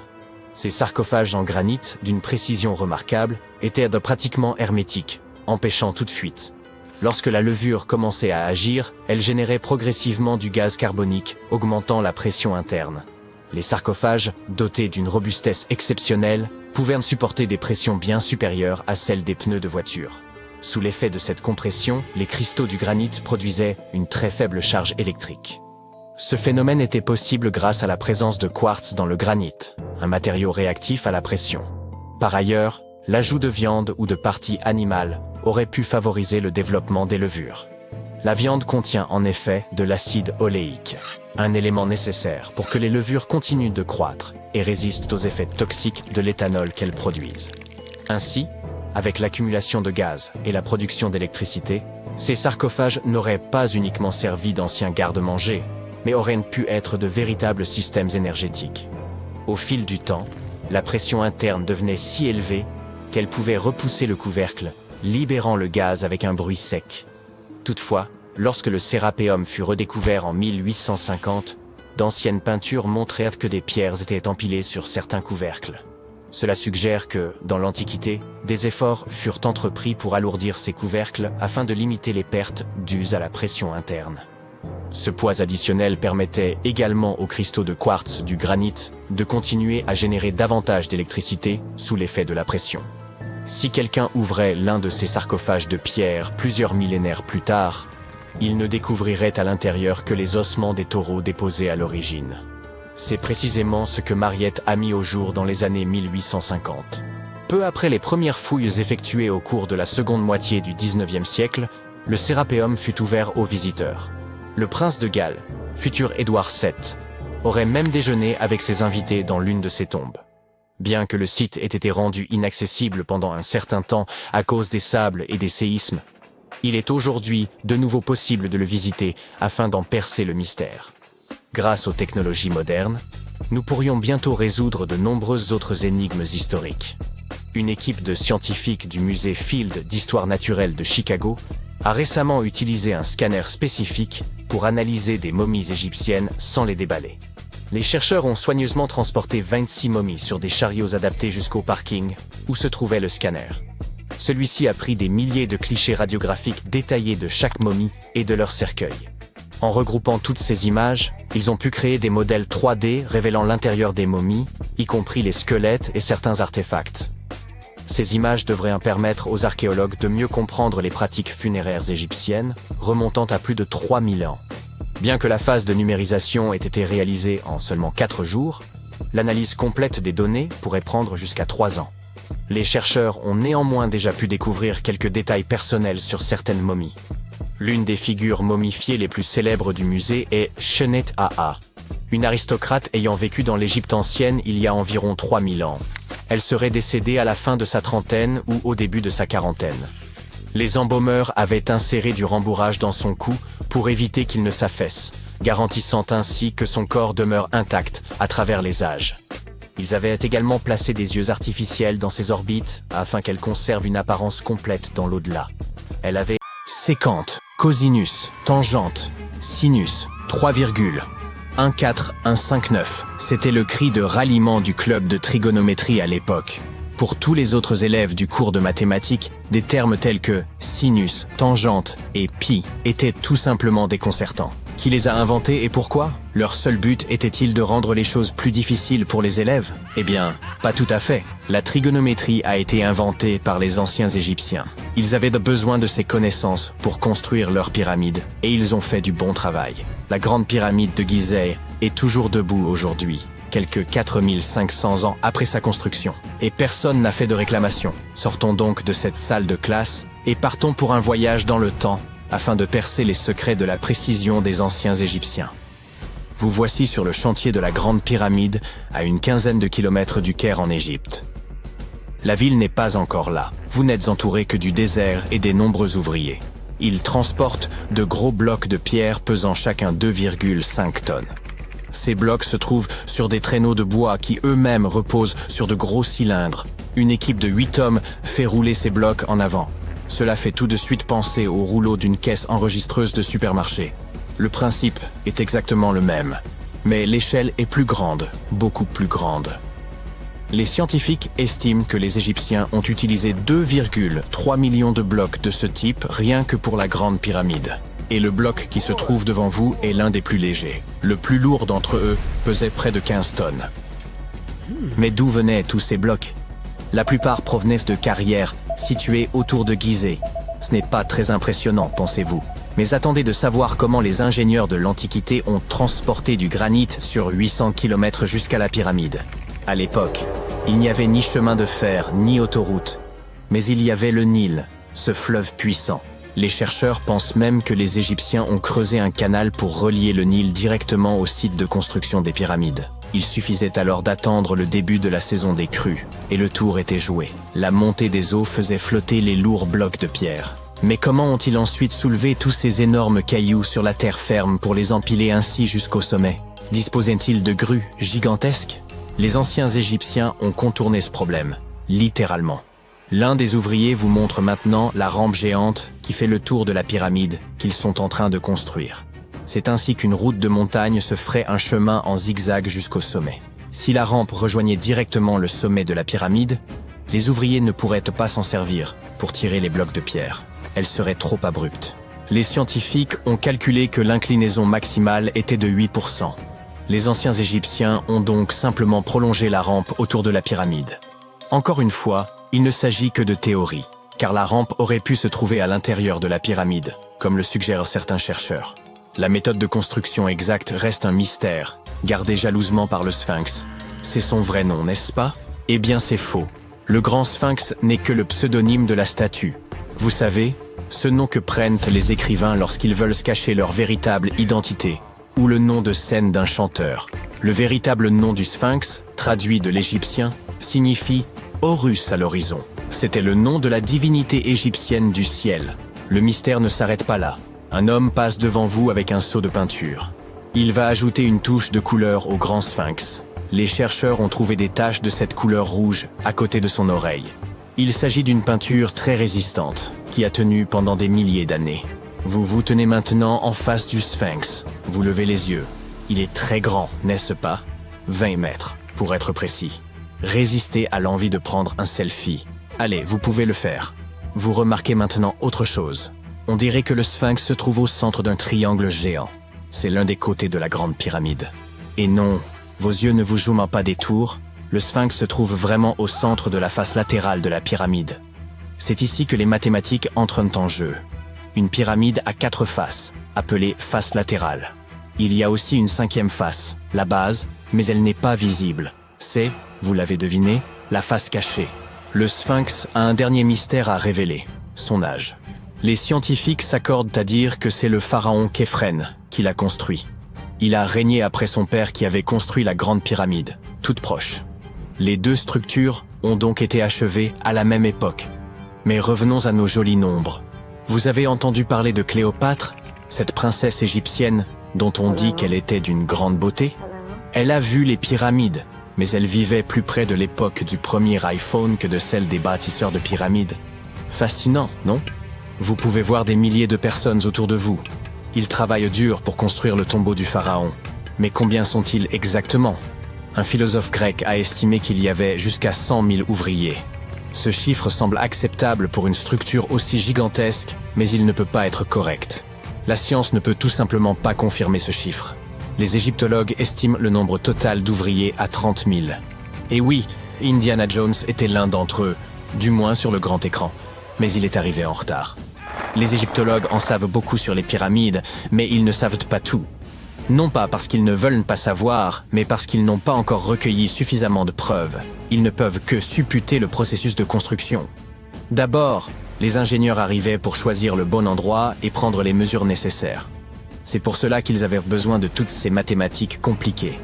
Ensuite, il fallait s'approvisionner en matériaux, les gros blocs de pierre dont j'ai parlé plus haut. Les bateaux les livraient à l'emplacement de la future pyramide, et les ouvriers pouvaient enfin s'atteler à la tâche. Ils travaillaient en petits groupes, mais ils étaient au moins 2000 à ciseler et à sculpter à tout moment. Cela ressemble à un chantier d'aujourd'hui? C'est très similaire, mais ça se passe il y a des milliers d'années. Il est étonnant de voir ce que les Égyptiens de l'Antiquité étaient capables de réaliser avec des outils en cuivre et en pierre. La pyramide est maintenant terminée. Mais s'agit-il de la même pyramide que celle que nous voyons aujourd'hui? Pourquoi cette structure brille-t-elle sous le soleil du désert? N'est-elle pas censée être d'un jaune poussiéreux? Eh bien non. Au fil du temps, l'activité humaine et les éléments ont complètement décapé la couche extérieure des pierres. Des artisans experts avaient poli ces blocs en utilisant uniquement de la pierre et du sable. Le résultat final était une pierre lisse et brillante. Le jour de son achèvement, la grande pyramide de Gizeh était un triangle de lumière parfait. Ses faces polies étaient crantaux comme des miroirs géants, reflétant le puissant soleil égyptien. C'est à ce moment-là que vous devez mettre vos lunettes. La chose brillante que vous voyez au sommet de la pyramide est en réalité faite d'or. On appelle pyramidion la pierre de couronnement que l'on place tout en haut d'une pyramide. Elle était recouverte de feuilles d'or. Comme vous pouvez le deviner, ce sont ces pierres qui ont disparu en premier. Avant de vous ramener dans votre salle de classe, nous allons faire un autre arrêt. Nous nous rendons dans les îles britanniques. Et non, ce n'est pas à Stonehenge que nous allons. Il s'agit de Newgrange, dans le comté de Meath. Les scientifiques estiment que les anciens peuples d'Irlande ont construit ce monument de pierre aux alentours de 3200 ans avant notre ère. Il est donc plus ancien que Stonehenge et que la grande pyramide de Gizeh. La fonction du monticule circulaire de Newgrange est la même que celle de la grande pyramide et est tout aussi mystérieuse. On estime à plus de 220 000 tonnes le volume de pierres détachées présentes dans la vallée. Et il ne s'agit pas de pierres jetées au hasard sur une pile.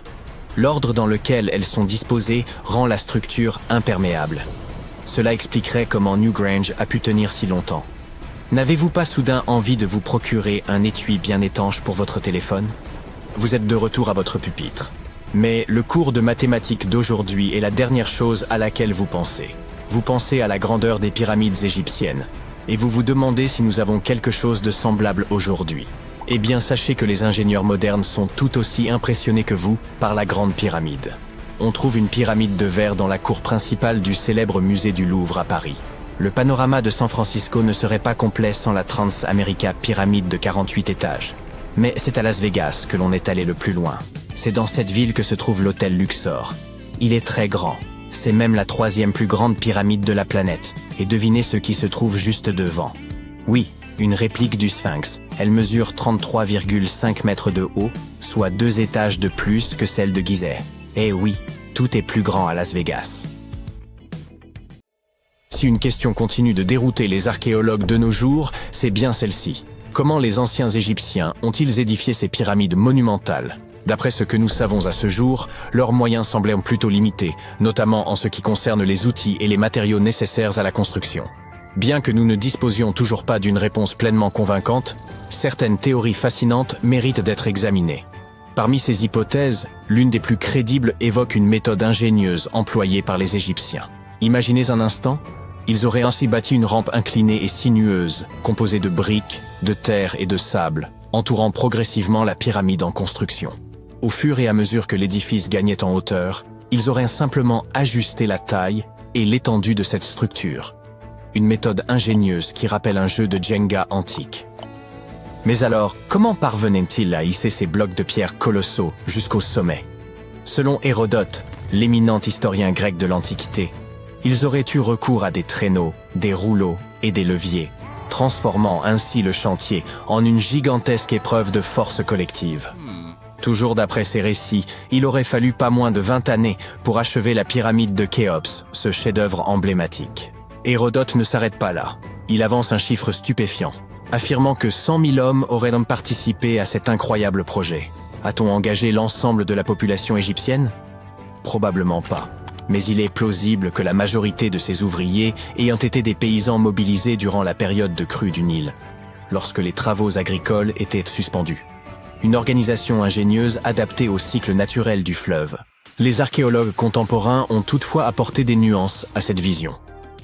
Vers la fin du XXe siècle, des découvertes ont révélé que la main-d'œuvre pourrait avoir été bien moins nombreuse et davantage spécialisée. Au lieu des 100 000 ouvriers supposés, une équipe d'environ 20 000 travailleurs permanents, assistés par un personnel de soutien incluant boulangers, médecins et quelques prêtres, aurait suffi à mener à bien cet exploit architectural. Une autre théorie, pour le moins audacieuse, avançait que les pyramides auraient été bâties de haut en bas. Selon cette hypothèse, ces édifices monumentaux n'auraient été à l'origine que de simples collines isolées servant de carrières.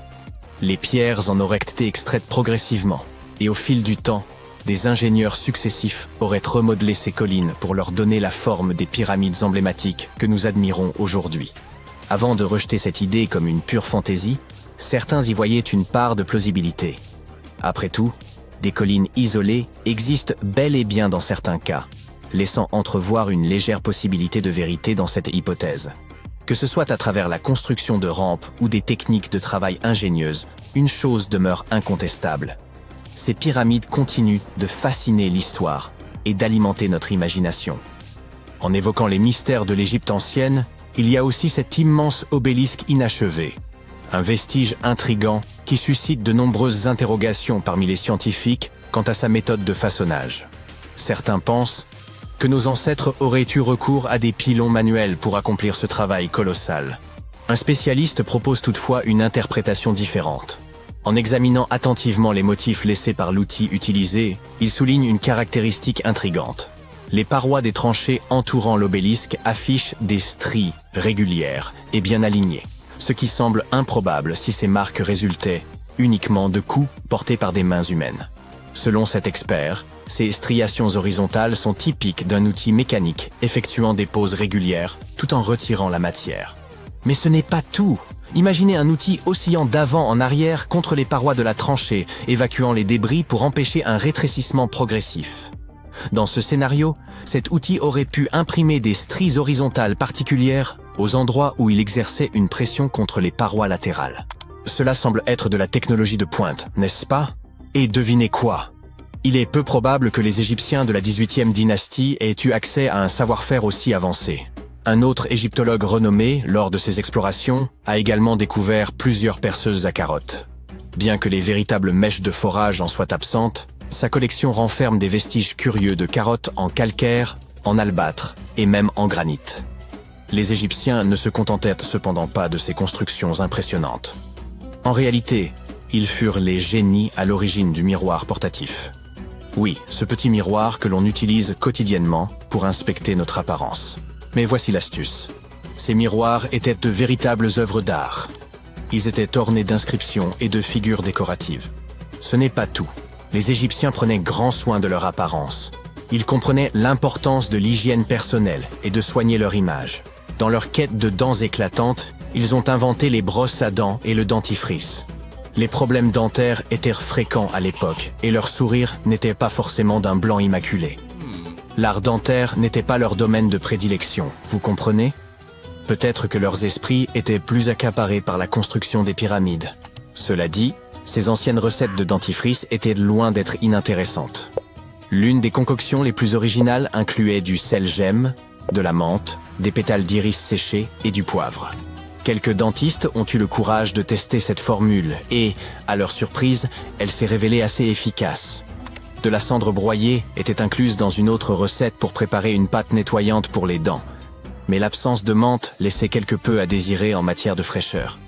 C'est alors que les Égyptiens ont eu l'idée brillante d'inventer les premiers bonbons pour la laine. Ils fabriquèrent des pastilles à base d'épices chauffées, comme la cannelle, qu'ils mêlaient à du miel. Passons maintenant à l'art de la décoration intérieure, à la mode égyptienne. Ils ont véritablement élevé l'ornementation à un tout autre niveau. Bien que la décoration du mobilier ait pris naissance en Mésopotamie, les Égyptiens l'ont sublimée. Ils ont misé sur une grande variété de couleurs et ont même créé des papiers de différents grammages. Et n'oublions pas ces petits tapis d'appoint que nous possédons tous chez nous aujourd'hui. Devinez qui en a eu l'idée? Eh bien, les Égyptiens. Ils utilisèrent la plante de papyrus, extrêmement versatile, pour tisser ces tapis douillets. Et en parlant de tendance, les Égyptiens étaient de grands amateurs de bibelots. Ils possédaient toute une collection de petites figurines représentant des chats, des chiens et des personnages humanoïdes. Ces statues étaient fabriquées dans divers matériaux, allant de la boue séchée au soleil jusqu'à l'or. Tout dépendait de votre richesse. L'agriculture occupait une place de choix dans la société égyptienne, et ils comprenaient bien que l'eau propre était essentielle pour leur culture et leurs bêtes. C'est pourquoi ils ont mis au point des inventions et des techniques visant à garantir la fertilité de leurs terres et le bien-être de leurs plantes. Ils ont d'abord eu l'idée brillante d'utiliser des charrues tirées par des bœufs. Il existait deux types de charrues, lourdes et légères. La charrue lourde labourait en profondeur, creusant de grands sillons, tandis que la charrue légère suivait, aérant la terre. Mais ce n'était pas tout. Après le labourage, les Égyptiens brisaient les mottes de terre et semaient les graines. Pour bien enfoncer ces graines dans les sillons, ils faisaient traverser leur bétail sur le champ, fermant ainsi efficacement les sillons. Mais tout ce travail serait vain si les graines restaient aussi sèches que le désert. C'est là qu'intervient l'irrigation. Les Égyptiens étaient si compétents dans ce domaine que d'autres civilisations, comme les Grecs et les Romains, ont été forcés d'adopter leur méthode. Maintenant, changeons de sujet et plongeons dans l'architecture splendide de l'Égypte ancienne. Ces bâtisseurs n'étaient pas seulement des experts en agriculture, ils étaient aussi des maîtres architectes. Ils ont construit des canaux raffinés pour acheminer l'eau vers les fermes et villages, et croyez-nous, ils savaient comment embellir ces canaux. Imaginez-vous flâner le long d'un canal bordé de structures décoratives. Le pharaon Ramsès II, surnommé le Grand, était un véritable prodige en matière de construction. L'une de ses créations les plus impressionnantes se trouve à Abou Simbel. Ce temple a été conçu de façon à ce que, 2 fois par an, le soleil pénètre directement dans le bâtiment pour illuminer la statue du pharaon. Et n'oublions pas l'encorbellement. Sans cette merveille architecturale, des structures aussi impressionnantes que la pyramide de Khéops n'auraient jamais vu le jour. Ouf! Cet été aura été plus chaud que jamais. Nous avons l'impression d'être des brochettes de guimauve cuites sur le grill. Certes, le monde devient plus chaud, mais certaines régions ont toujours dû lutter contre des températures élevées. Il s'avère que les gens avaient aussi des inventions pour se rafraîchir dans l'Antiquité. Et certaines d'entre elles fonctionnent toujours, même 3000 ans plus tard. Voyons comment les gens se sont protégés de la chaleur tout au long de l'histoire. Mets un glaçon dans ton soda et prépare-toi à découvrir comment les gens survivaient à la chaleur. En parlant de glaçons, sais-tu que les Perses avaient mis au point un système de stockage de la glace? Dans les déserts de la Perse ancienne, les gens ont eu une idée hors du commun pour éviter que leur nourriture ne se transforme en gâchis à moitié fondu. Ces Perses ingénieux sont tombés sur une astuce de physique qui leur a permis de créer de la glace au milieu du désert. Ils ont appelé ces structures yakshals, ce qui signifie en fait puits de glace. Ces puits de glace n'étaient pas des glaciers ordinaires. Ils s'étaient comme des réfrigérateurs souterrains secrets.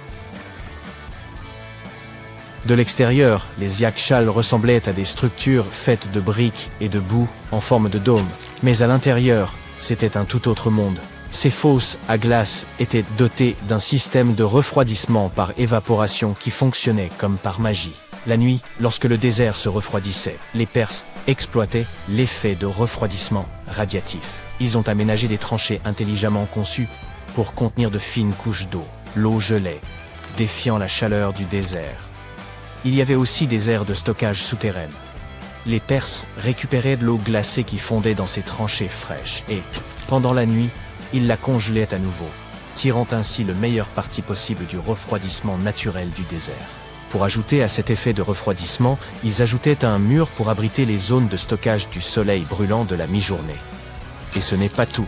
Ils disposaient d'une fantastique structure appelée le Badgair, qui captait la brise et la dirigeait directement vers les fosses de glace.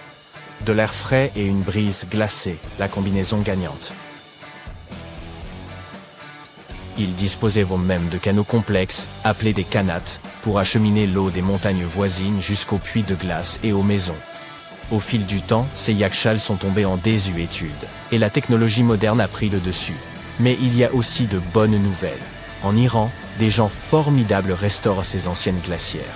Alors, si tu te retrouves un jour dans ce désert, n'oublie pas de visiter ces sites incroyables et d'assister en direct au génie des anciens Perses. Maintenant, on aimerait se concentrer davantage sur ces attrape-vents parce qu'ils ne servent pas seulement à fabriquer des glaçons, mais aussi à se refroidir. À l'époque, ces merveilles architecturales ingénieuses faisaient fureur dans des contrées comme la Perse, l'Égypte et le Moyen-Orient. Imagine des structures en forme de tour avec des ouvertures à différents niveaux, stratégiquement placées, pour exploiter la puissance de la brise naturelle. Ces ouvertures étaient nues comme des portails magiques pour le vent. Elles captaient ces rafales rafraîchissantes et les guidaient directement dans les espaces de vie des habitations. En fait, il s'agissait de climatiseurs naturels. La brise s'écoulait gracieusement vers le bas, rafraîchissant le sol tout en virevoltant à travers le bâtiment. Le secret réside ici dans les détails. La hauteur de la tour, le nombre de côtés, les ouvertures et le positionnement des pales intérieures. Toujours unrolled dans l'efficacité des tours éoliennes. Grâce à ces capteurs de vent, les sociétés anciennes pouvaient profiter de températures intérieures agréables sans trop transpirer. Peux-tu imaginer vivre à cette époque? Sentir la douce brise souffler dans ton palais, te procurant une sensation de fraîcheur et de bien-être? On attribue souvent aux Perses l'invention de ces impressionnants attrape-vents. Mais n'oublions pas l'Égypte. On y trouve des traces de structures similaires, datant de 1300 ans avant notre ère. Oui, l'invention des attrape-vents a peut-être eu lieu dans l'époque ancienne, Maïsesta Yazd, en Iran, que l'on trouve le plus grand nombre d'entre eux. Les vents n'auraient pas pu y vivre sans ces anciennes climatissures, car il ne pleuvait pratiquement pas dans cette région tout au long de l'année. Observons maintenant ces extérieurs perforés à double paroi. Imagine que tu habilles un bâtiment d'un écran perforé sophistiqué. C'est comme si tu donnais un coup de jeûne à l'extérieur tout en gardant la fraîcheur à l'intérieur. Cette technique de génie permet tout d'abord de disperser la lumière du jour sans que les rayons du soleil ne nous aveuglent. L'écran fait également de l'ombre, offrant à l'intérieur du bâtiment un répit bien mérité contre le soleil ardent. Il s'agit en quelque sorte d'un chapeau de plage naturel pour ta maison. En plaçant cet écran à environ 1 mètre des murs extérieurs, on crée un couloir de rêve où l'air frais circule librement. Et bon, ils ajoutent aussi une touche d'élégance au bâtiment. Ces structures sont parfois appelées jali. À Jaipur, en Inde par exemple, la température moyenne pendant la journée est d'environ 38 degrés. Ces structures sont donc cruciales. Les jalis se présentent sous différentes formes, en pierre, en stuc ou en bois. C'est un symbole culturel profondément ancré dans l'architecture indienne. On retrouve sa présence intrigante dans des bâtiments historiques emblématiques tels que le majestueux Taj Mahal et le grandiose Fort Rouge de Delhi. Mais ce n'est pas là qu'une chose du passé. Les jalis sont toujours présents dans l'architecture moderne et leur charme a suscité la créativité d'artistes et de concepteurs du monde entier. Il orne l'extérieur du bâtiment, sa section transversale présentant une ouverture plus grande à l'extérieur et plus étroite à l'intérieur. C'est là que l'effet Venturi entre en jeu pour étaler sa physique. Lorsque l'air s'écoule dans ce passage rétréci, il prend de la vitesse, ce qui crée une différence de pression entre l'intérieur et l'extérieur du bâtiment. L'air soufflant, à une vitesse plus élevée est comprimé, et, lorsqu'il est relâché, se refroidit. Le moucharabier est un treillis ou un écran en bois utilisé au Moyen-Orient et en Afrique du Nord. Ces merveilles décoratives ressemblent à des stores de fenêtres. Mais ils ne se contentent pas d'être jolis, ils sont aussi ingénieux. Ils protègent de ton intimité tout en te protégeant du soleil et laissent entrer l'air frais et la lumière. Certaines personnes adjoignent également des pots en terre cuite remplis d'eau, de sable ou de paille humide à leur création. Lorsque l'air chaud passe par les trous, il traverse également la surface poreuse du pot. L'humidité contenue dans le pot s'évapore et rafraîchit l'air. Il s'agit d'une technique peu coûteuse idéale pour les climats chauds et secs. Elle est respectueuse de l'environnement et ne nécessite pas d'électricité. Très bien, avançons rapidement jusqu'à aujourd'hui. Les concepteurs font preuve de créativité et associent la sagesse traditionnelle à la technologie moderne. Les tours Al-Bahar d'Abu Dhabi ne sont pas en reste. Imagine plus de 2000 panneaux hexagonaux qui dansent au gré des mouvements du soleil pour ombrager l'intérieur du bâtiment. L'évaporation de l'eau était une autre arme secrète des anciens, simple mais très efficace. De plus, les Égyptiens de l'Antiquité suspendèrent des tapis et des rideaux mouillés dans l'embrasure des portes. Lorsque l'air passait à travers eux, ils se refroidissaient, ce qui permettait de se protéger du soleil brûlant.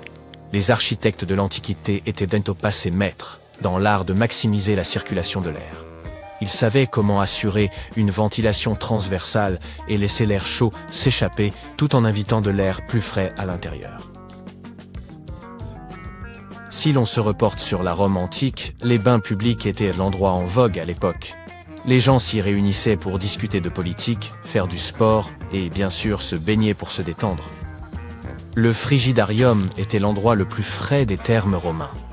Après un bain de vapeur dans le caldarium, les Romains se précipitaient dans cette piscine géante pour se détendre. Dans certains endroits, comme la Cappadoce en Turquie, les gens se sont déplacés sous terre pour s'abriter de la chaleur. Ils y ont creusé des maisons douillettes, à même la roche volcanique, exploitant les pouvoirs de refroidissement naturel de la Terre. La leçon à tirer est donc simple. Les architectes et les concepteurs peuvent créer des merveilles en combinant les traditions locales et des technologies de pointe. La vallée de la mort, en Californie, s'enorgueillit d'avoir la température la plus élevée, officiellement enregistrée à ce jour, avec 57 degrés en 1913. Quant au record de chaleur en Afrique, il s'élève à 55 degrés, relevé en 1931 à Kébili, en Tunisie. En Europe, La température la plus élevée jamais enregistrée a atteint près de 49 degrés en Sicile en août 2021. Imagine que tu puisses passer une semaine entière à scruter des ruines anciennes et à prendre des photos des sites archéologiques les plus surréalistes qui soient. Serais-tu prêt à le faire? Alors, commençons à creuser. La première étape de ton périple est l'Asie du Sud-Est. C'est là que se trouvaient les ruines les plus impressionnantes. Commençons par Bagan, situé aux confins de la Birmanie. Il existe plusieurs façons de visiter le site, et tu es heureux d'avoir décidé de souscrire à 2 expériences différentes. La première est un voyage en montgolfière au lever du soleil. Juste avant l'aube, tu grimpes à bord du ballon et, dès que le soleil commence à poindre à l'horizon, tu entreprends de survoler cette région enchanteresse. Au fur et à mesure que le soleil s'élève dans le ciel, il se reflète sur plus de 2000 structures dorées de forme conique. Ce volume en montgolfière est plutôt bref, mais il permet d'avoir une vue imprenable sur la 60aine de kilomètres que couvre le site. De retour sur la terre ferme, tu loues un vélo et arpentes le village des ruines. Certaines d'entre elles sont à ciel ouvert et permettent un petit coup d'œil à l'intérieur. Ces magnifiques vestiges ont été construits entre le XIe et le XIIIe siècle de notre ère et faisaient principalement office de lieu de culte. Il s'y trouvait à l'origine plus de 10 000 bâtiments, mais ils se sont progressivement détériorés au fil du temps, notamment en raison des tremblements de terre. Heureusement, le site a été inscrit au patrimoine mondial de l'UNESCO en 2015 et est préservé depuis. Tu attrapes ensuite un volume pour le Cambodge, où tu prends le temps de visiter les temples d'Angkor, un célèbre site archéologique niché au cœur de la jungle. Heureusement que tu as emporté de l'insecticide avec toi. La cité d'Angkor aura été la capitale de l'Empire Khmer du 9e au 15e siècle. Et pour information, le mot Angkor signifie « capitale » en ancien sanskrit. Fondée par le roi Yasovarman Ier, la ville est devenue l'une des plus grandes cités du monde pré-industriel. Les chercheurs affirment que près d'1 million de personnes y auraient revécu. Encore aujourd'hui, Angkor est admiré pour son architecture étonnante. Le style Khmer se reconnaît à l'emploi d'énormes blocs de grès. Et les tours du complexe auraient été autrefois décorées d'or. Mais aujourd'hui, le site ne consiste plus qu'en un labyrinthe de temples envahis de lianes. La ville fut abandonnée en 1431 pour n'être redécouverte que dans les années 1840. Oh, et si tu ne t'en doutais pas déjà, il s'agit également d'un site répertorié au patrimoine de l'UNESCO, et ce depuis 1992, des fois que tu voudrais te vanter auprès de tes amis de tes aventures culturelles à l'avenir. Ton périple se poursuit en Égypte. Tu es ici pour visiter le temple de Karnak, dans la cité de Luxor. Pour t'y rendre, tu optes pour le moyen le plus romantique, à savoir une croisière en bateau sur le Nil.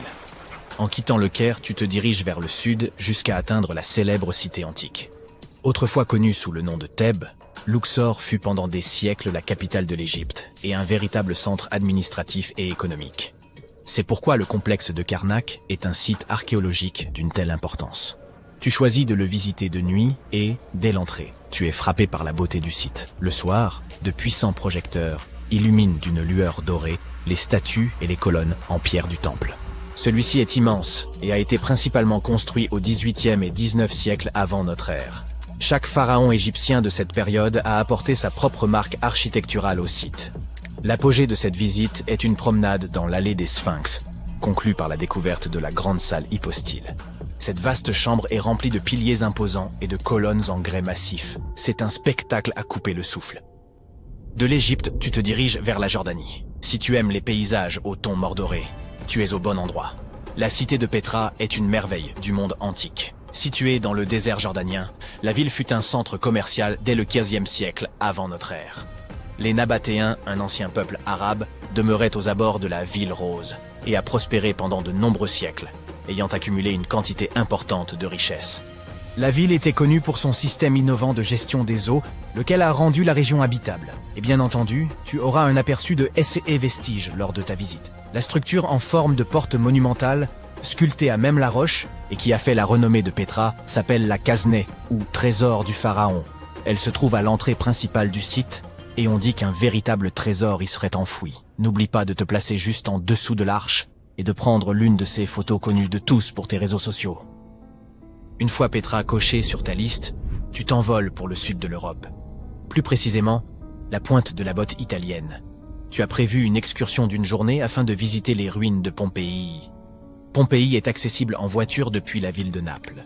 Elle abrite les ruines sinistres mais parfaitement préservées d'une cité qui fut jadis engloutie par la lave. L'éruption du Vésuve, en 79 après JC, a laissé la ville de Pompéi complètement ensevelie sous des millions de tonnes de cendres. La cité antique a été retrouvée pour la première fois sous la roche volcanique au XVIe siècle. Mais ce n'est que dans les années 1870 que l'on a entrepris de l'excaver. Aujourd'hui, tu pourrais déambuler dans les allées de ces anciennes ruines romaines et te figurer à quoi ressemblait la ville à son apogée. Pompéi était une agglomération riche et animée. Les ruines du site ont révélé que de nombreux quartiers de la ville possédaient plusieurs fours à pain, de vastes marchés et même des maisons avec balcons. Un signe de grande richesse à l'époque. Et crois-le ou non, certaines œuvres d'art ont survécu à l'éruption.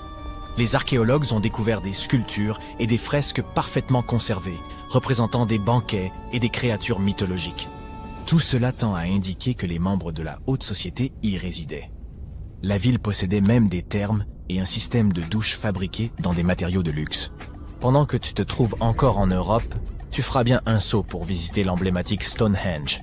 C'est une parfaite excursion d'une journée si tu séjournes un jour à Londres, qui ne se trouve qu'à un court trajet de ta destination. Stonehenge est situé dans la plaine de Salisbury, dans le Wiltshire, en Angleterre, et représente l'une des ruines les plus connues au monde.